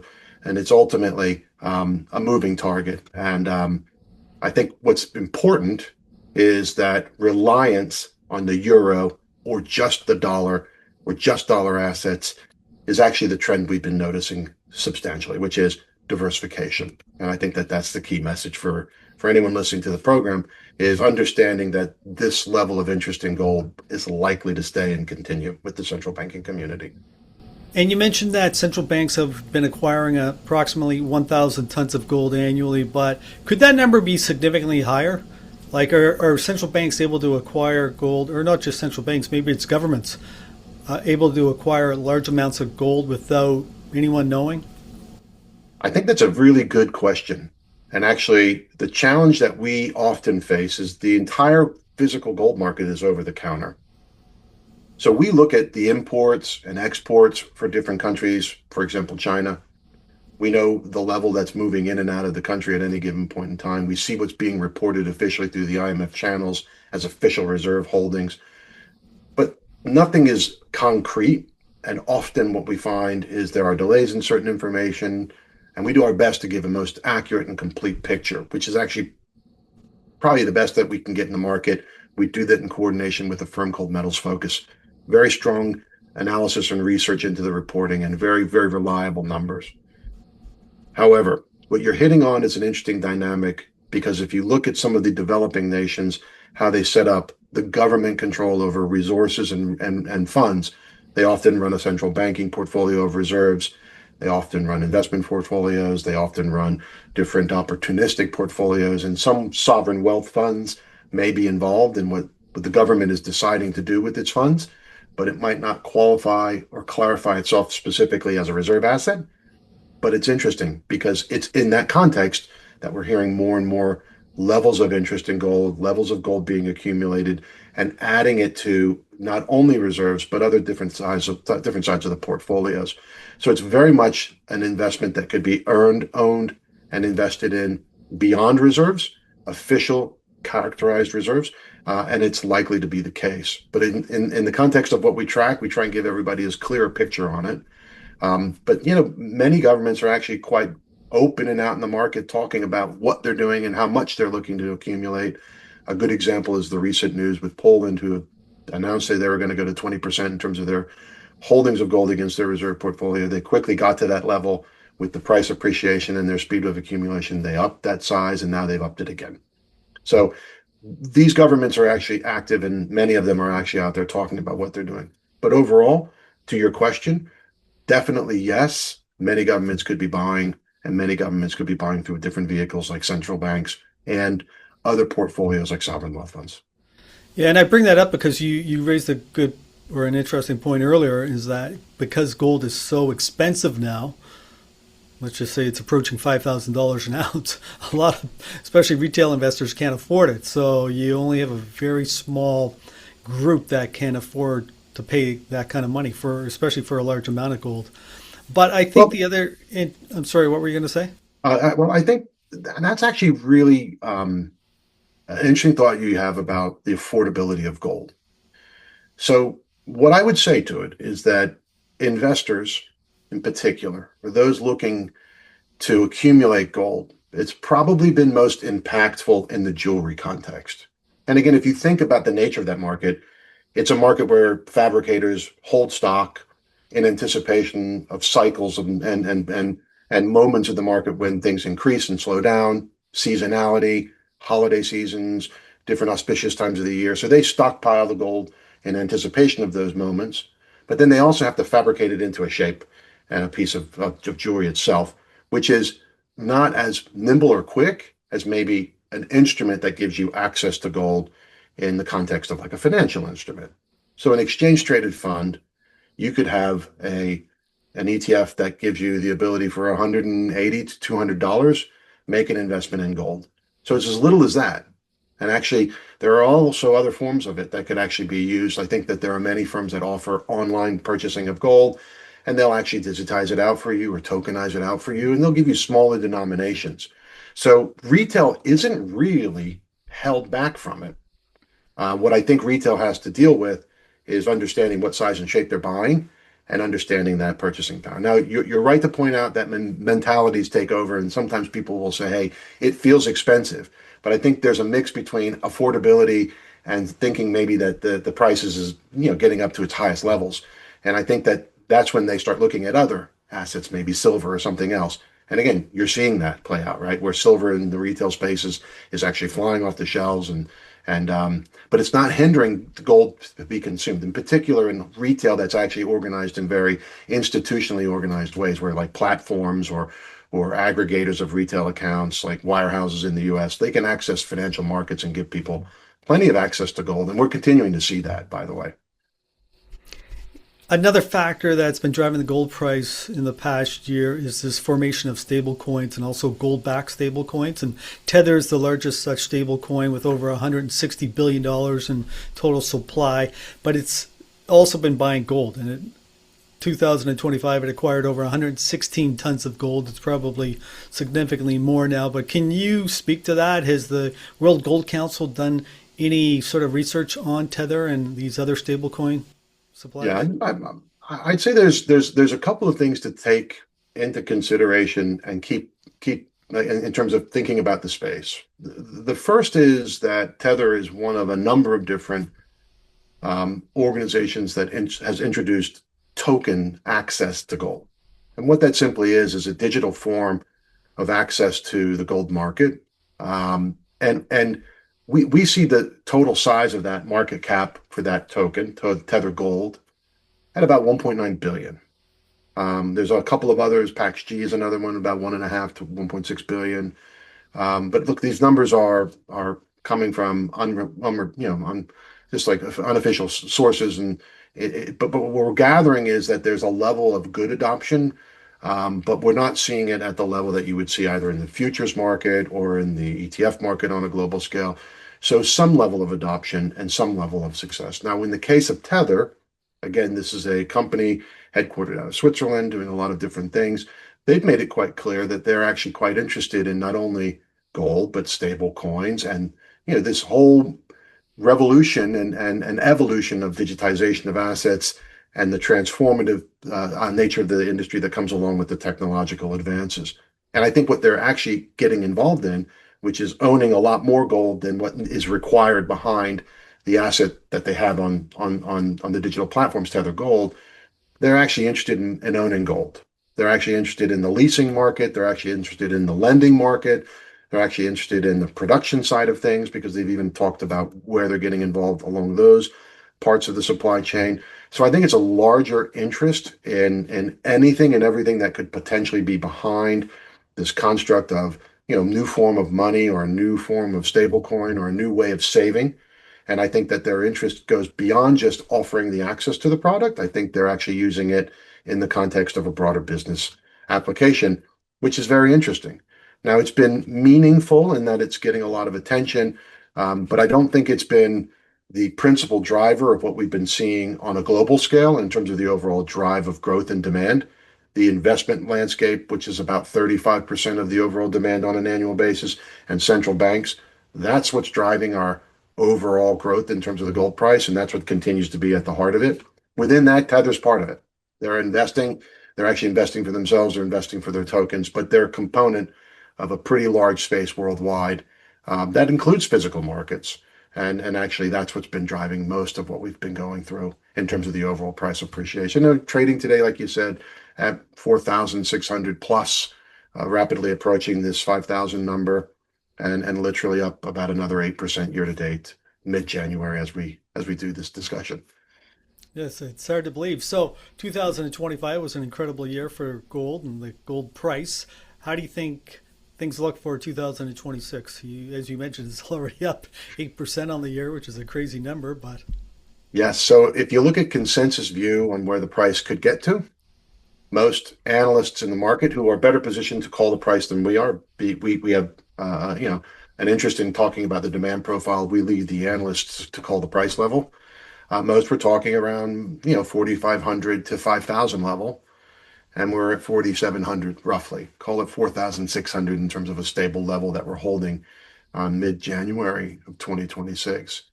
So what we like to make sure people understand that are the conditions which are actually very well understood, that are in place, that gave us that performance in 2025, look likely to persist into 2026.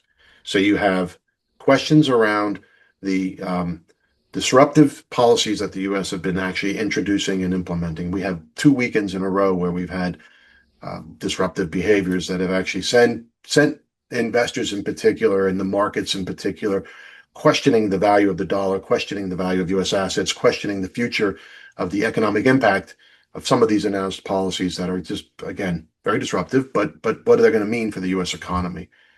In addition to that, you have geopolitical tensions that go beyond the U.S. alone, that are still persistent and actually continuing to play a key role.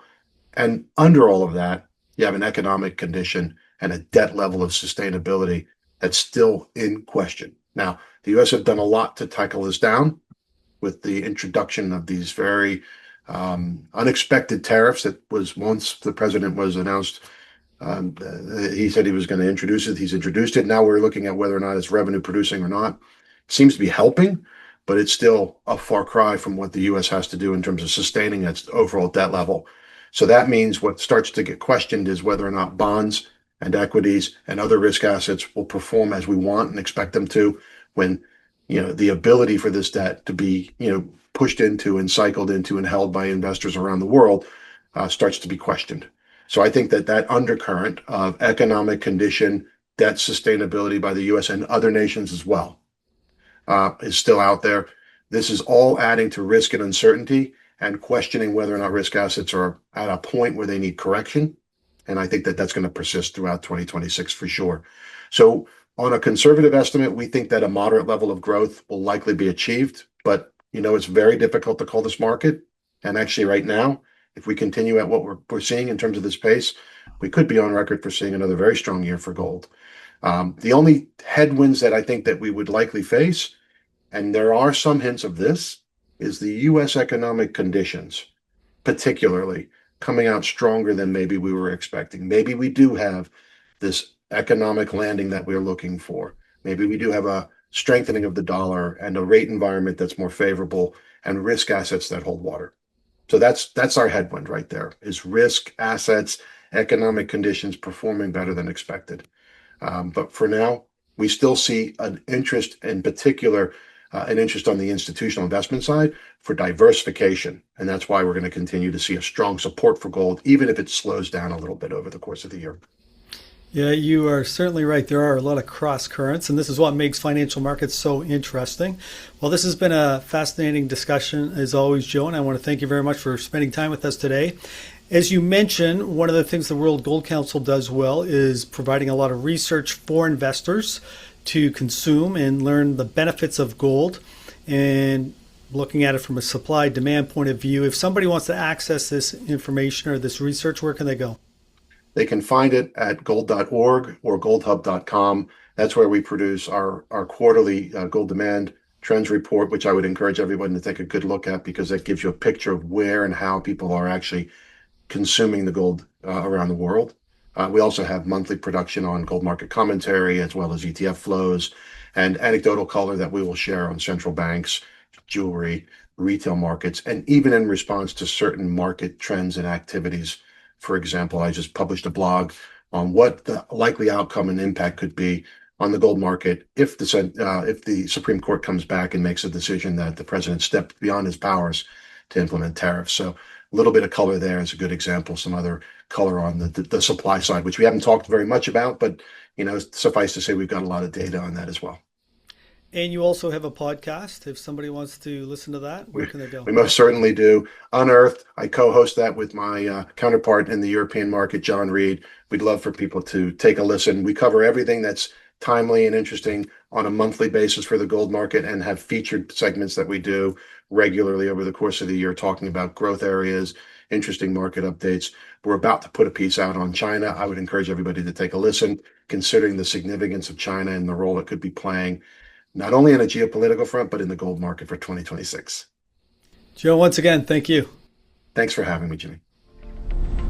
Well, that concludes our virtual gold conference, and I hope you found it useful. If you did not have a chance to listen to all the presenters, you can check it out anytime on our YouTube channel, Bloor Street Capital, or you can listen to us on Spotify or Apple Podcasts.